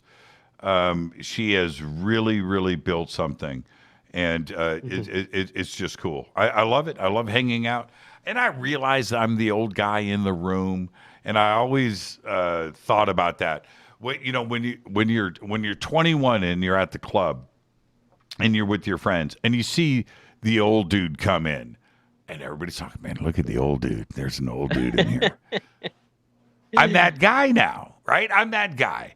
But we're all that person, or will be that person, Jimmy. Don't take it personally, man. Well, they've let me in their little corner of the world, and I really enjoy hanging out with him. And I get it, Uncle Jimmy, tell us another UFO story. Oh man, really? That's who I am. That's who I am. But it's really funny. All right, 747. Let me make sure I've got the phone lines open. And 747-228-2051. Okay, yes, I pulled that off. Phone lines are now officially open. 747-228-2051. I'm giving away 2 tickets to the Pasadena Film Festival, and it is September 11th. Pretty cool, man. I bought some red carpet. I've rolled it up, and I'm gonna put it in the Jeep. Yeah, no, I'm gonna walk me some red carpet, man. You should. Yeah, I should bring a backdrop too. I'd set it up behind the red carpet. Take those pictures. Yep. Yeah, blue steel. You gotta get those red carpet photos. Yeah, blue steel. That's what people want. Blue steel. Blue steel. All right, 747-228-2051 if you are in Los Angeles. And again, no Fader night tonight, but we'll take some phone calls with Ryan too as well. 747-228-2051. And let's go with that. And while that is cycling through, where were we right before the break? Oh gosh. Come on, you're the show host. You're the show host. Right. I think we ended on, the squabbles of Generation X and looking for a fight and all that, and how we all just got to come back together. God, we're looking for the same answers. Let's include everyone. Yeah, no question about it. No question about it. We were talking about blocking. Okay, let's see who we have up first. Hi, you're live on Fade to Black. Come on, you're the show host. Oh, hold on. You're the show host. Oh, that's me. I don't have. Okay, that's my bad. That's my bad. Okay, you're live. Hi, Jimmy. This is Catalina. Catalina, how are you? I'm doing great. I'm calling you. It's been a long time. You're calling me because you want free stuff. I always want to go to some of these events, but I can't ever go. And this one is close enough that I think I can go. Catalina, okay. You're down, number one. I've got you right here. And do me a favor and shoot me a quick email. You've got my email. Shoot me a quick email to confirm your email. And the tickets are already there, okay? And then we'll figure out stuff, where to meet and get your tickets on Saturday. But there's a trade-off here. Okay, what is it? You want chocolate? I do. I want chocolate. I want chocolate. See, we're on the same page, aren't we? Right on. Say hello to fair trade. Say hello to Ryan. Hi, Ryan. Hi, it's nice to meet you. What's this you hear about chocolate? I want some chocolate. I can't hear him. Oh, you can't hear him. Okay, well, let me repeat. There's something going on with the phone system, with the crosstalk, and technically, you guys should be able to hear each other. Okay, so but Ryan says, "What's the deal with the chocolate?" Years ago, this is a long time ago. Okay, it doesn't matter. So Catalina shows up. I'm not going to mention the event or who was there or anything, but because none of that's the point. But Catalina shows up. We were in a bar, right? Yeah. We were drinking and eating bar food. And anyway, she goes, Jimmy, I brought you a gift. I said, what'd you bring? She, I don't know how many pounds, but it was a giant chocolate bar. Oh my that God. Took me about a year. Catalina, that took me a year, but I got through it. I did, and that was the gift, and I will never forget that. And she sat next to me all night. she hung out with, man, that was a pretty good table of people. We had Stanton Friedman was with us. Oh, wow. Yeah. And Stanton closed the bar. You remember that? Absolutely. We had Linda Moulton Howe. And we had Fadernauts from Australia. Do you remember that? Absolutely. That was a great night. Catalina. Well, I've got you down. Let me give away the other ticket. I can't wait to hang out with you, and it's going to be great. What's the name of the movie again? Extraordinary, The Revelations. The Revelation. And do you happen to know which time slot? Because I went on the Pasadena Film Festival. They have different time slots of movies, but I'll look it up. I think it's 6 p.m. Okay, 6 p.m. I wrote that down. Awesome. Okay. Well, thank you, Jimmy. I can't wait to see you. Yeah, it's going to be great to see you, Catalina. Thank you so much. Okay, and good night, Ryan, too. All right, I'll talk Good night. to you. Congratulations. Good Okay, night. bye-bye. Absolutely. And so you can hear her, but she can't hear you. Absolutely bizarre. Yeah, I don't know what's going on with that. Okay, 747-228-2051. 747-228-2051. And let's see here. 747-228-2051. I've got a crank caller calling in. You want to talk to a crank caller? Watch this. Uh-oh. Oh, I just hung up on him. The cranker has been I was going to do it, though. I was going to do it. it. I was going to let that one through. I love hanging up on people. Okay. I had a few calls lined up, and for some reason, they've disappeared, which means, the crank caller is calling back in. Watch this. This is going to be funny. It's going to be funny. Hi, you're live on Fade to Black. Who's calling? Hello, Jimmy. This is William Calamari. There's no such thing as a William Calamari. I'm on Twitter. We message each other. I messaged Ryan. He actually just returned me 10 minutes ago. Oh, you did? You messaged Ryan a few minutes ago. On Twitter. I put a message to share your link to your YouTube to the stream right now because I'm watching it. So I wanted to share it with UFO Twitter for everybody to watch it. And Ryan returned too. Okay, you got a great accent. Where are you from? I'm in Canada, but I'm originally from Italy. You're originally from Italy? What part? Yeah, I'm from the south. How far south? Is there a town? It's a tip of the toe, pretty much, close to Sicily, across from the sea. Okay, all Reggio right. Calabria is the name of the town. I'm digging his Twitter profile photo, Jimmy. I don't know if you've ever heard. Is that Salvador Dali? If you think Italy has a boot, I'm right on the tip of the toe. Okay. All right. So, what's on your mind? Where do you live now? You're in Canada? Yeah, I'm in Alberta. You're in Calgary. Okay. All right. So, what do you have for Ryan?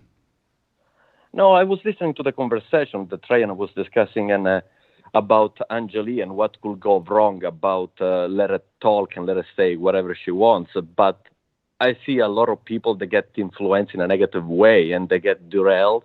And that's what it worries me is if any idea without any thought, any proposal out there without any evidence gets shared, people with that they're not really have a good grip with reality, they might just get off the rail and start spreading rumors that might confuse more people and give that bad idea that all the UFO community is a bunch of crazies.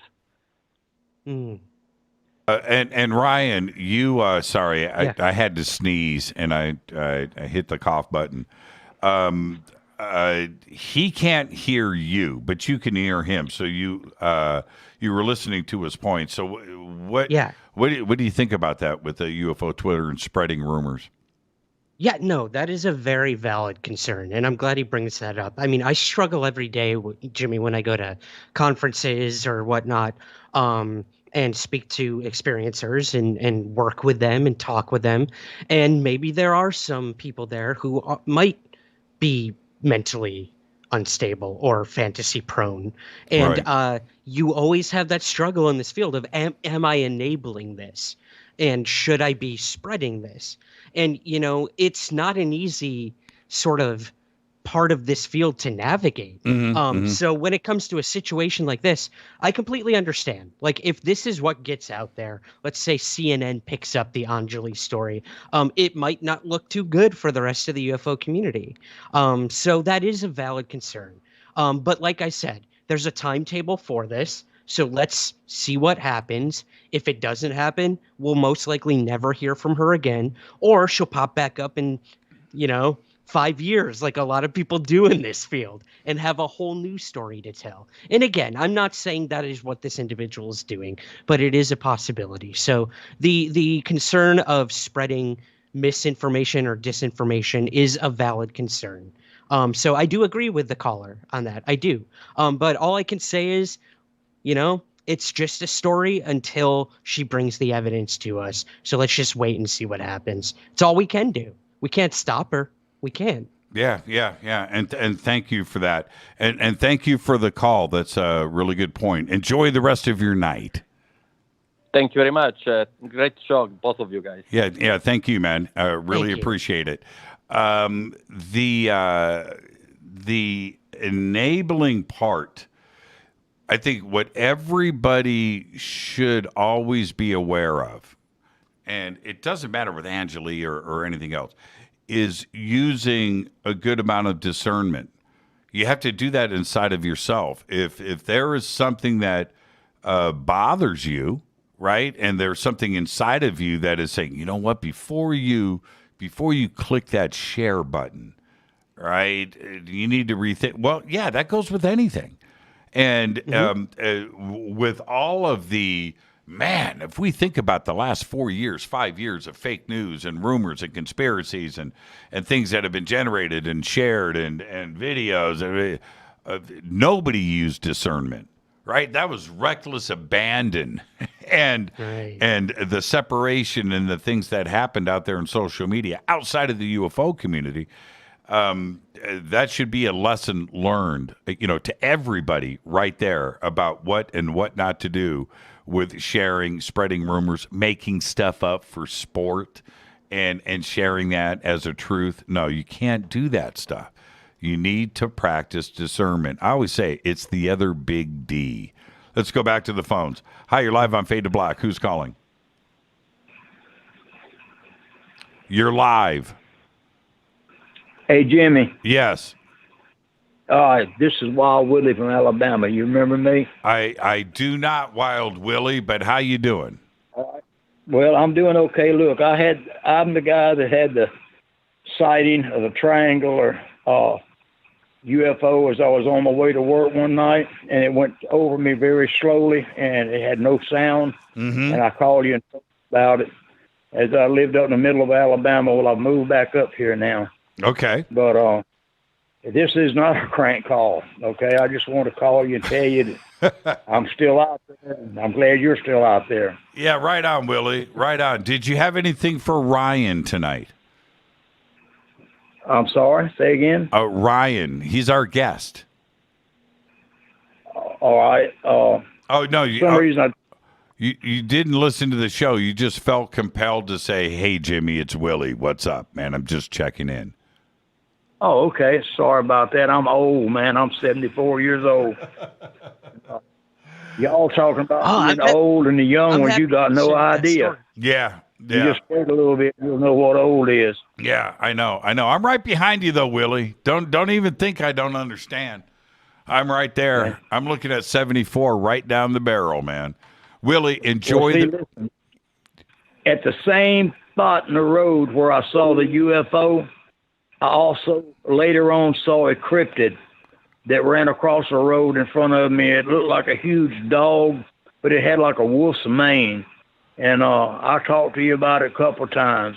And I was going to go back up there. I remember that. Yes, I remember you now, Willie. Okay. Yeah, it's been a while. It's been a minute. Yeah, well, a lot's gone on, man. I lost my wife for 54 years and got married again.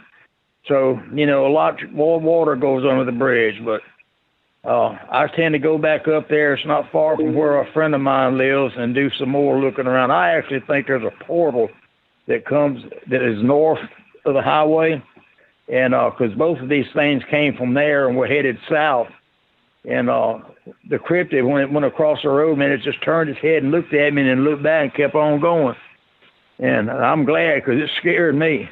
I mean, I was dressed as a security guard. I had my weapon, but I don't think a weapon would have helped against it. But, hey, Willie, next week here on the show, we have Dr. Matthew Johnson.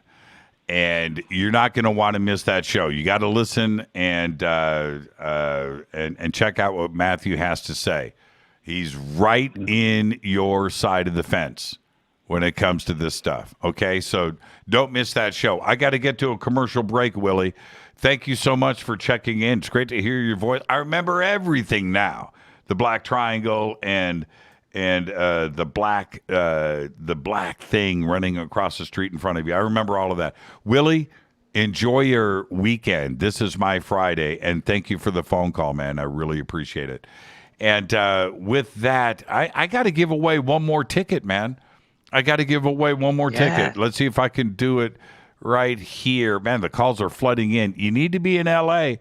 Area codes mean nothing these days, so let's go. Let's see what I have here. Hi, you're live on Fade to Black. Who's calling?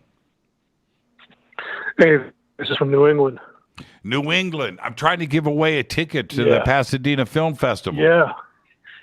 Yeah, no, I'm not making it. Sorry, man. You have to hit those to somebody else. Okay. All right. So real quick, what have you got? Listen, 1986, the Elisa's ADAT was really cool. Nothing better than 2-inch tape at 30 IPS. That's a good call right there. And it wasn't 1986. It'd be more like 1994. No, 96. No, more like mid-90s. Mid-90s. Yeah. There you go. Yeah. That was pretty cool stuff. Nice innovation, but just analog is just the way it's at. I keep going back to it now. Yep. Tube compressors, everything, man. Oh, man. This is a great phone call. Nobody knows what you're talking about, but I love it. That's cool. I'm loving it. Yeah, enjoy. TikTok, baby. Exactly. Enjoy your weekend. And I used to work for a company called Elisa's, and they made a product called the ADAT, which was a digital recorder, and it totally shut down the analog industry. And but it brought in the world of digital recording and home recording, and I was part of that. But I'm old school. 2-inch is 2-inch analog tape is the only way to go. Okay, let's do one more phone call. Hi, you're live on Fade to Black. Who's calling? Hey, Jimmy, it's Carrie in Palm Springs. How are you? I'm going to be doing great if you're going to come out and hang out with me at the Pasadena Film Festival. Do you have one more ticket left for me to win? I do. Possible? Carrie, that's what I'm talking about. That's what I'm talking about. Carrie, it's going to be so great not only to see you, but you're going to hang out with Catalina, and you're going to meet everybody from the movie. And you and I can go and do stuff. So just thank you. I've got to go to a break, but do me a favor. Okay. PasadenaFilmFestival.com, Saturday. I believe our film is scheduled. You know the name and everything. Extraordinary: The Revelations at 6 p.m. Saturday the 11th.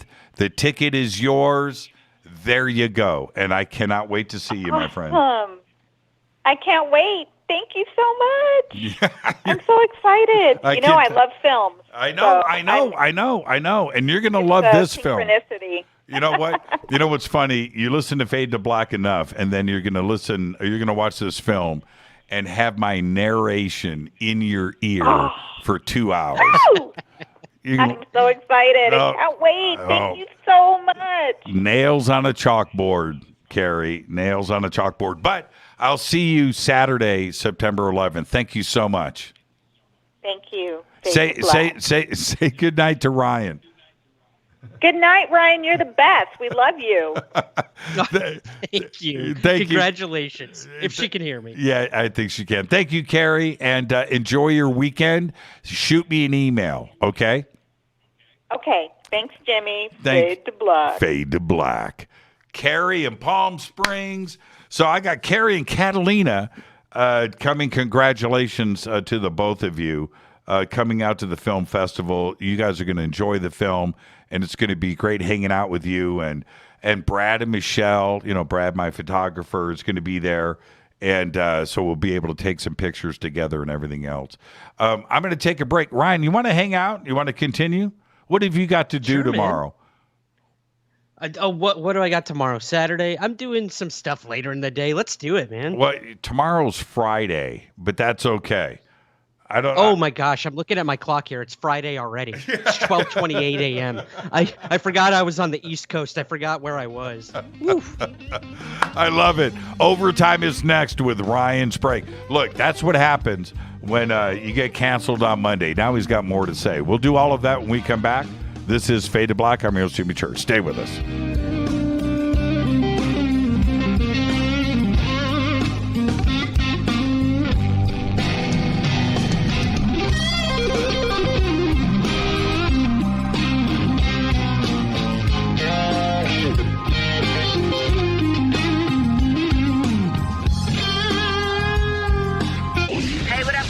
Vivica Fox here, and you are listening to my boy, Jimmy Church, on jimmychurchradio.com.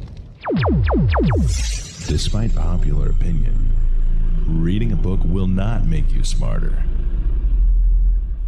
But listening to Jimmy Church will. This is Jimmy Church of Fade to Black, and I take Life Change Tea supplements every single day. It's what I do. Click on their banner at jimmychurchradio.com. This is Jimmy Church, and I invite you to attend the 20th Annual Los Angeles Conscious Life Expo live and in person this September 17th, 18th, and 19th at the LAX Airport Hilton. Connect with exhibitors, community, thought leaders, and friends as we begin to recreate the world. You can also watch the expo from the comfort of your own home. Live stream from the main stage in Los Angeles and from the main stage in London. Truly a global simulcast event broadcast around the world. Live stream and in-person expo tickets are available now. I'll be your host all weekend long from Los Angeles. And on Friday, it's my Ancient Secrets and Earth Mysteries themed segment with James Keenan, Caroline Corey, and William Henry. And on Saturday, Daniel Sheen and I sit down for a one-on-one interview live. We have an amazing lineup of 25 speakers, including Bashar, Gail Thackeray, Kimberly Meredith, Whitley Strieber, Stephen Bassett, Daniel Brinkley, and Lisa Garr. Please visit ConsciousLifeExpo.com for tickets and info. That's ConsciousLifeExpo.com and use that promo code Jimmy for a special discount. When you take the beans from Central America with dashes of Indonesian and African mixed in and then roast it to the dark side of Fade to Black, you create the ultimate brew of fringe. Introducing the Fade to Black blend from Rivermoon Coffee. Yes, Rivermoon's darkest customized roast was created for the love of Fade to Black. The alchemy of masterful roasting and smoking the beans is in every sip of this full-bodied, dark Java. I need my coffee dark, deep, with distinct bittersweet chocolate highlights, just like the bunker. Leaning further into the darkness of the roast is Fade to Black blend from Rivermoon Coffee. Just click on the banner at jimmychurchradio.com and use the promo code F2B Blend for 15% off of your order today.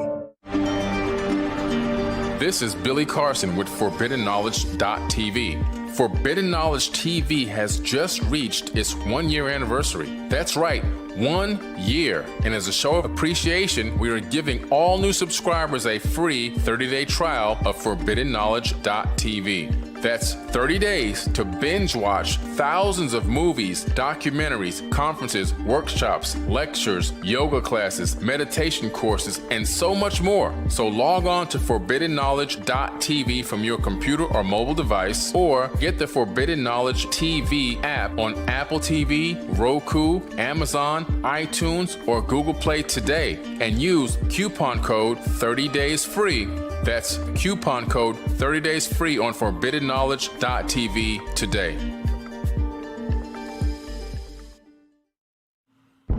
Are you intrigued by Paranormal Talk Radio? You'll love the new Paranormal Radio app from TalkStream Live. you'll find a great selection of talk shows covering UFOs, ghosts, strange phenomena, and much more. Download the Paranormal Radio app now and start listening to the very best in paranormal talk entertainment, including the network you're listening to right now, the Paranormal Radio app, free in Google Play and the iOS App Store.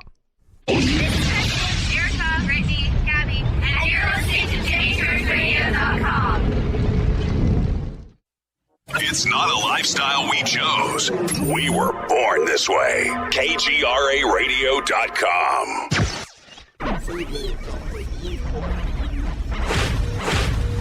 This is KJCR at JimmyChurchRadio.com.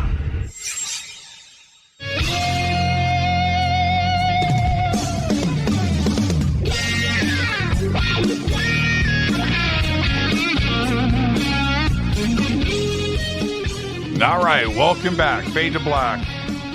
During the break, I'm unpacking my bass traps. I cannot wait for tomorrow. New ceiling going in, bass traps in the corners. It's not going to do nothing, but it's going to look good. And, you know, it's better to look good than to feel good. And that's always the way I look at life, Ryan. Now, listen, there is a question that popped up. This is from Ken. And it's a great question. And maybe you saw this on Twitter, but he says, Ryan, what's the coolest factoid about UFOs you can drop on us tonight? Oh man, that is some pressure. Yeah, it's pressure, man. I'm on the edge of my seat. Let's see. All right, I got one for you guys. I think. I hope I can. I want to do this without getting in trouble. So there's been a lot of talk, I think, in the the UFO sphere about this this triangle photo, right? This thing coming out of the water. Yep. Supposedly, we were supposed to see it at some point, or at least Congress saw it in the classified UAP report. Allegedly. Allegedly. And what happened? We never saw it, never came, nothing. I've been working on an article now for about a year, Jimmy, a freaking year on this thing. Have you seen all it? About the triangles. Have you seen it? Yeah. I have not seen the photo personally, but... And this is going to go right back to what we were talking about with our sources, quote unquote. I've been told it exists. I've been told people have seen it. And I've been told that it's coming. It's coming. And I know everyone is rolling their eyes at me right now. I know that. But that being said, this article I've been working on the triangles has been in the works for a really long time. And all I can say is, stay tuned. I don't think we've heard the last of this photo, of this story, and what's to come of it. That's really all I can say. That's not a factoid. That's not a factoid. That's not a factoid. No. That's not a factoid. I'll get the factoid out of you, though, about this picture right now. That's fair enough. Oh, okay. Who... And don't say you can't name your sources. Who has told you that this photo is going to be released? Who has told me that it's going to be released? Mm-hmm. This is an active member of an intelligence agency. This isn't a former retired person. This isn't someone who knows somebody in the intelligence agency. This is someone working in the intelligence agency right now. I've fact-checked that. I've verified that. And that's really all I can say in terms of that. Is this person claiming they've seen said image? Yes. That I can tell you. Yes. They have told me that they saw the photo. And look, I've asked other people who have made the same claims, and all of them said the same thing. No, I haven't seen it, but they saw it, or they saw it. This person told me they saw the photo. Yeah, I've talked to probably I don't think the number's a half a dozen, but probably around 4 off the record, not on the air, that have all told me that they have seen the image. And this is the thing. I've asked each one of them details about it, and I've gotten different answers. So I don't, either they are not telling me the truth, right? Number one, or 2, they all have seen an image that they think is the one that everybody else is talking about, but they have seen different images, and they think it's the image. I don't know. It's almost like this image has become an enigma. It really has. Yes. It's sort of become the myth of our generation, I think, when it comes to this. Now, I believe images like that do exist. Yes, they absolutely do, and they are in the possession of the government. The question is, which section of the government, and where are you? You're over here in the Navy. You don't have exposure to this section, or you're over here and you don't, and things just don't overlap like that. Now, I've also been told that this image went interagency, right? It went from NSA to NRO to the Navy to the CIA to the FBI, and everybody's been chattering about it. And okay, all right, okay, all of that is cool. I just want to see the image. I just want to see. How has it not been leaked yet? That's the point. That's the point. How is it that this image hasn't been leaked? The images that George Knapp leaked, I thought were pretty cool. I mean, the blimp one was something that I just stepped back and went, okay, now that needs some explanation, because that looks Mando to me. That looks full on Mando. That's Mandalorian, and that's really cool. The problem that I had with it is why I don't know if George himself gave it the name the blimp, or was blimp, the designation given internally, and they call it that, or did they know, from pilots and everything else, that this was some kind of surveillance balloon? Ours, theirs, or whatever, but it was just a balloon. It's just a blimp.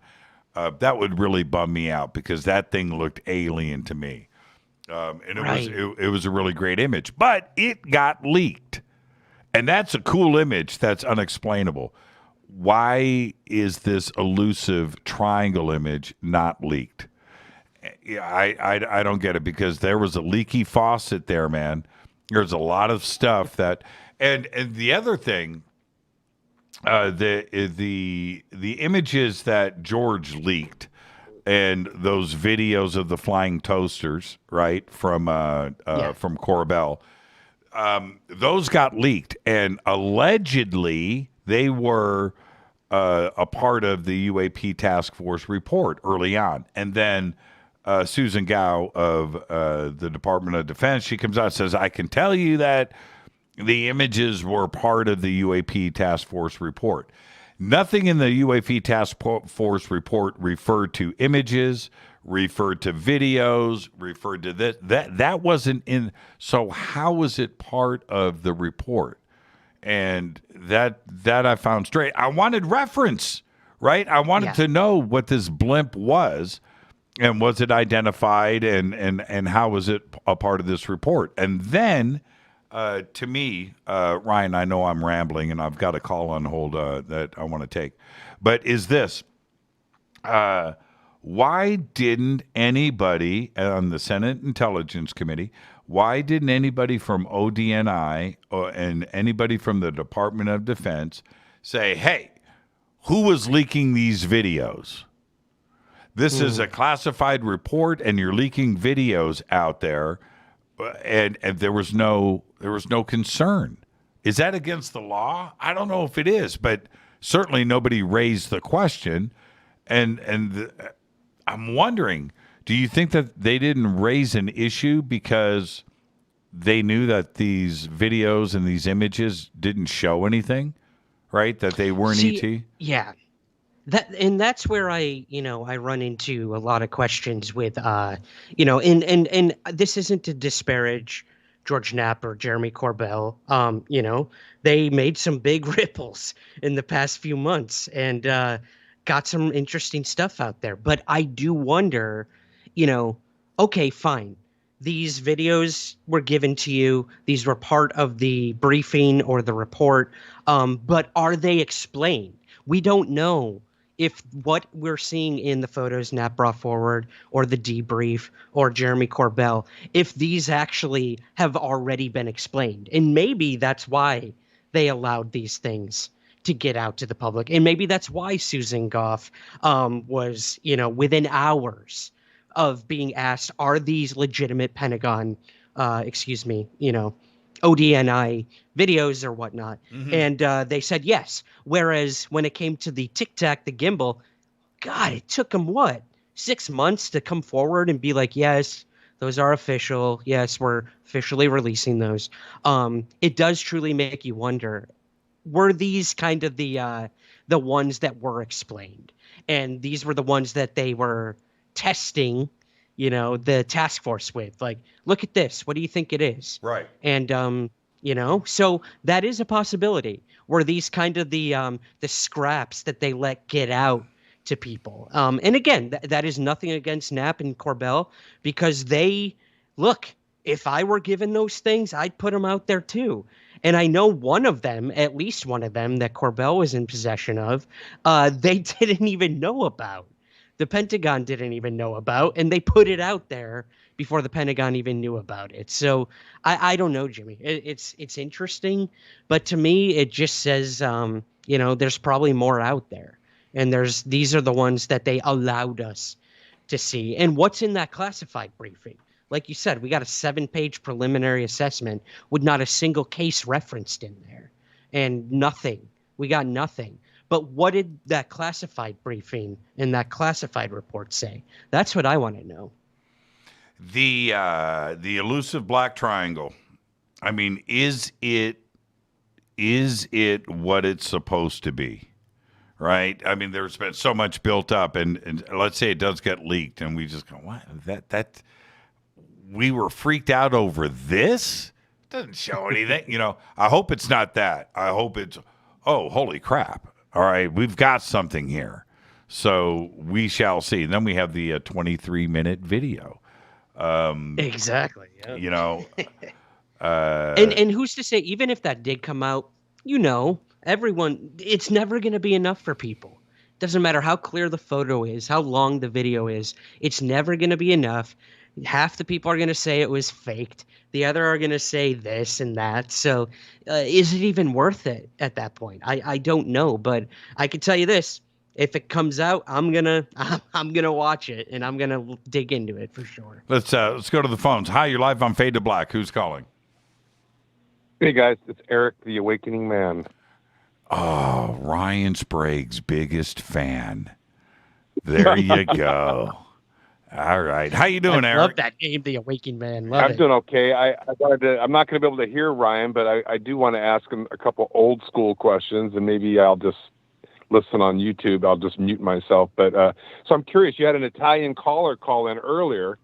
Let's test Ryan out a little bit here. See if he recalls the friendship case, and maybe if you guys could discuss that from Italy back in the day, and then also the Montauk project. Since he's from New York, I'm wondering if you ever put the boots on the ground and went out to Montauk.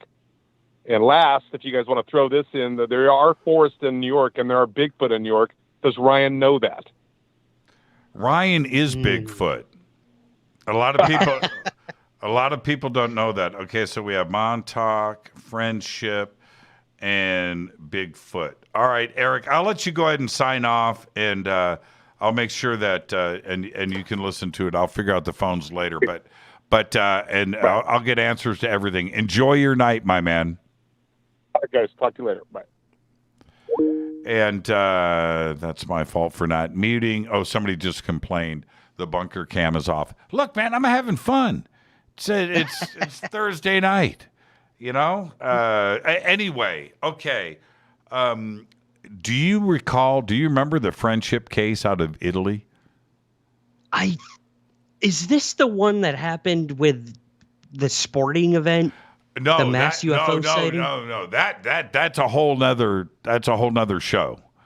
The friendship case, I can't remember the specific town, but it was Seaside, and it was contact that was made with these beings that were, if my memory is correct on it, I did a lot of research. It's been a while since I've gone back to it, but I believe that their ships, they had an underwater little thing that was in the bay right there, and they would come up and make contact. Well, they ended up having in this town, it was a group of ufologists from this small town. Somebody tell me the town for the friendship case. I don't want to look it up, but they would get together, and this went on for a couple of years, and it was this official contact and the ETs and hanging out in this UFO group, and they would get together at this the original contactee's house, and this went on for a couple of years, and then ended. Done. I think ET left. I think there was, so that's the friendship case. Wow. And, okay. I got to look into that one. There's a couple of really cool documentaries. Now, this went down, I'm going to take a guess, 1958, I think. Okay. 58, 59, 60. It was even before I was born. I know, right? Ancient history. Wow. Yeah. I got to look into that one. I hope I didn't let that caller down, but yeah, that's a new one for me. I definitely. Now, what about Montauk? Yeah. I've been to Montauk. Oh, you have? Yep. I've been out to Camp Hero. I did a film project out there and looked into the entire, backstory and history to that. There was a documentary that came out by Christopher Garetano, I believe, a filmmaker on Long Island. Yep. I remember all of that. Okay, did you make it? Did you go on to the base? So I was able to get to the front gates. I was not able to really get in there, but when I was there, kind of looking around, there was a group of guys out there who were seeing what we were up to. Obviously, we had cameras and stuff out there, so they're naturally a little curious. And we told them we're looking into the Montauk project, and they were like, "Oh, you ever seen the videos of the underground stuff?" And I wasn't familiar at the time. Oh no, it's out there. Yeah. Yeah, and the dude was like, "Yeah, our buddy shot one of the videos. He snuck on and got down under into one of these bunkers." Because for so long, we heard this myth that there was an underground, bunkers down there. Elevators that went down, and yeah. And it was all mythology. And lo and behold, he called his friend up, and I'd say maybe an hour later, he shows up with the actual video in the camera, and showed it to us, and it was pretty remarkable. There is definitely something underground at that base, and what went on down there we may never truly know, but they were down there, and there's an underground base under Camp Hero. Yeah, there is. Sure. And I know that for a fact. Yeah, and before we run out of time, there was these official statements that were coming. There was nothing underground. All the buildings, there were no basements. Everything, all the offices, everything was, that's it. It was all above ground. And then you see these videos. There is definitely elevators and shafts that are going down underground, going somewhere. And that's just there. There must be stairs. There must be other elevators. There's got to be access. And we don't know what's down there, but you can't tell me that everything was above ground when you've got two elevators side by side with cables that are stuck. You can see the tops of the elevators, right? You can look down and see them. Very, very interesting. Everything else about Montauk, the chair, right, the chronovisor, the time travel, the ETs, the entities, the crazy, going back and seeing Jesus on the cross. I don't know if Mars, and I don't know. I don't know about any of that. But I met Jimmy. I actually met one of the Montauk boys. Which one? One of these guys. Oh gosh, what was his name? Michael something. I actually attended his hypnotic regression when he was recalling what happened to him down there, presumably. And, under hypnosis, whatever he was recalling was severely traumatic. I mean, he was crying, he was shivering, he was shaking as he's recalling these experiments they did on him down there, again, allegedly. And either this guy experienced these things or he has convinced himself so much that this happened that it affected him that way, or he's one of the greatest actors I've ever seen in my life. But and then you have again, they're just stories until there's evidence. Oh, then you have Stuart Swerdlow, and I've had him on the show a couple of times back in the day. I think I even had him on Coast to Coast, and he's one of the original Montauk participants. I'll just go that far. And the stories are incredible, and all of it was pretty not debunkable, but a lot of these things were answered directly about what Camp Hero and then, as it turns out in the end, that was disinformation, in my opinion, coming from the government. And others there about everything being built above ground, that there was nothing underground. Well, clearly there is evidence that shows the opposite of that.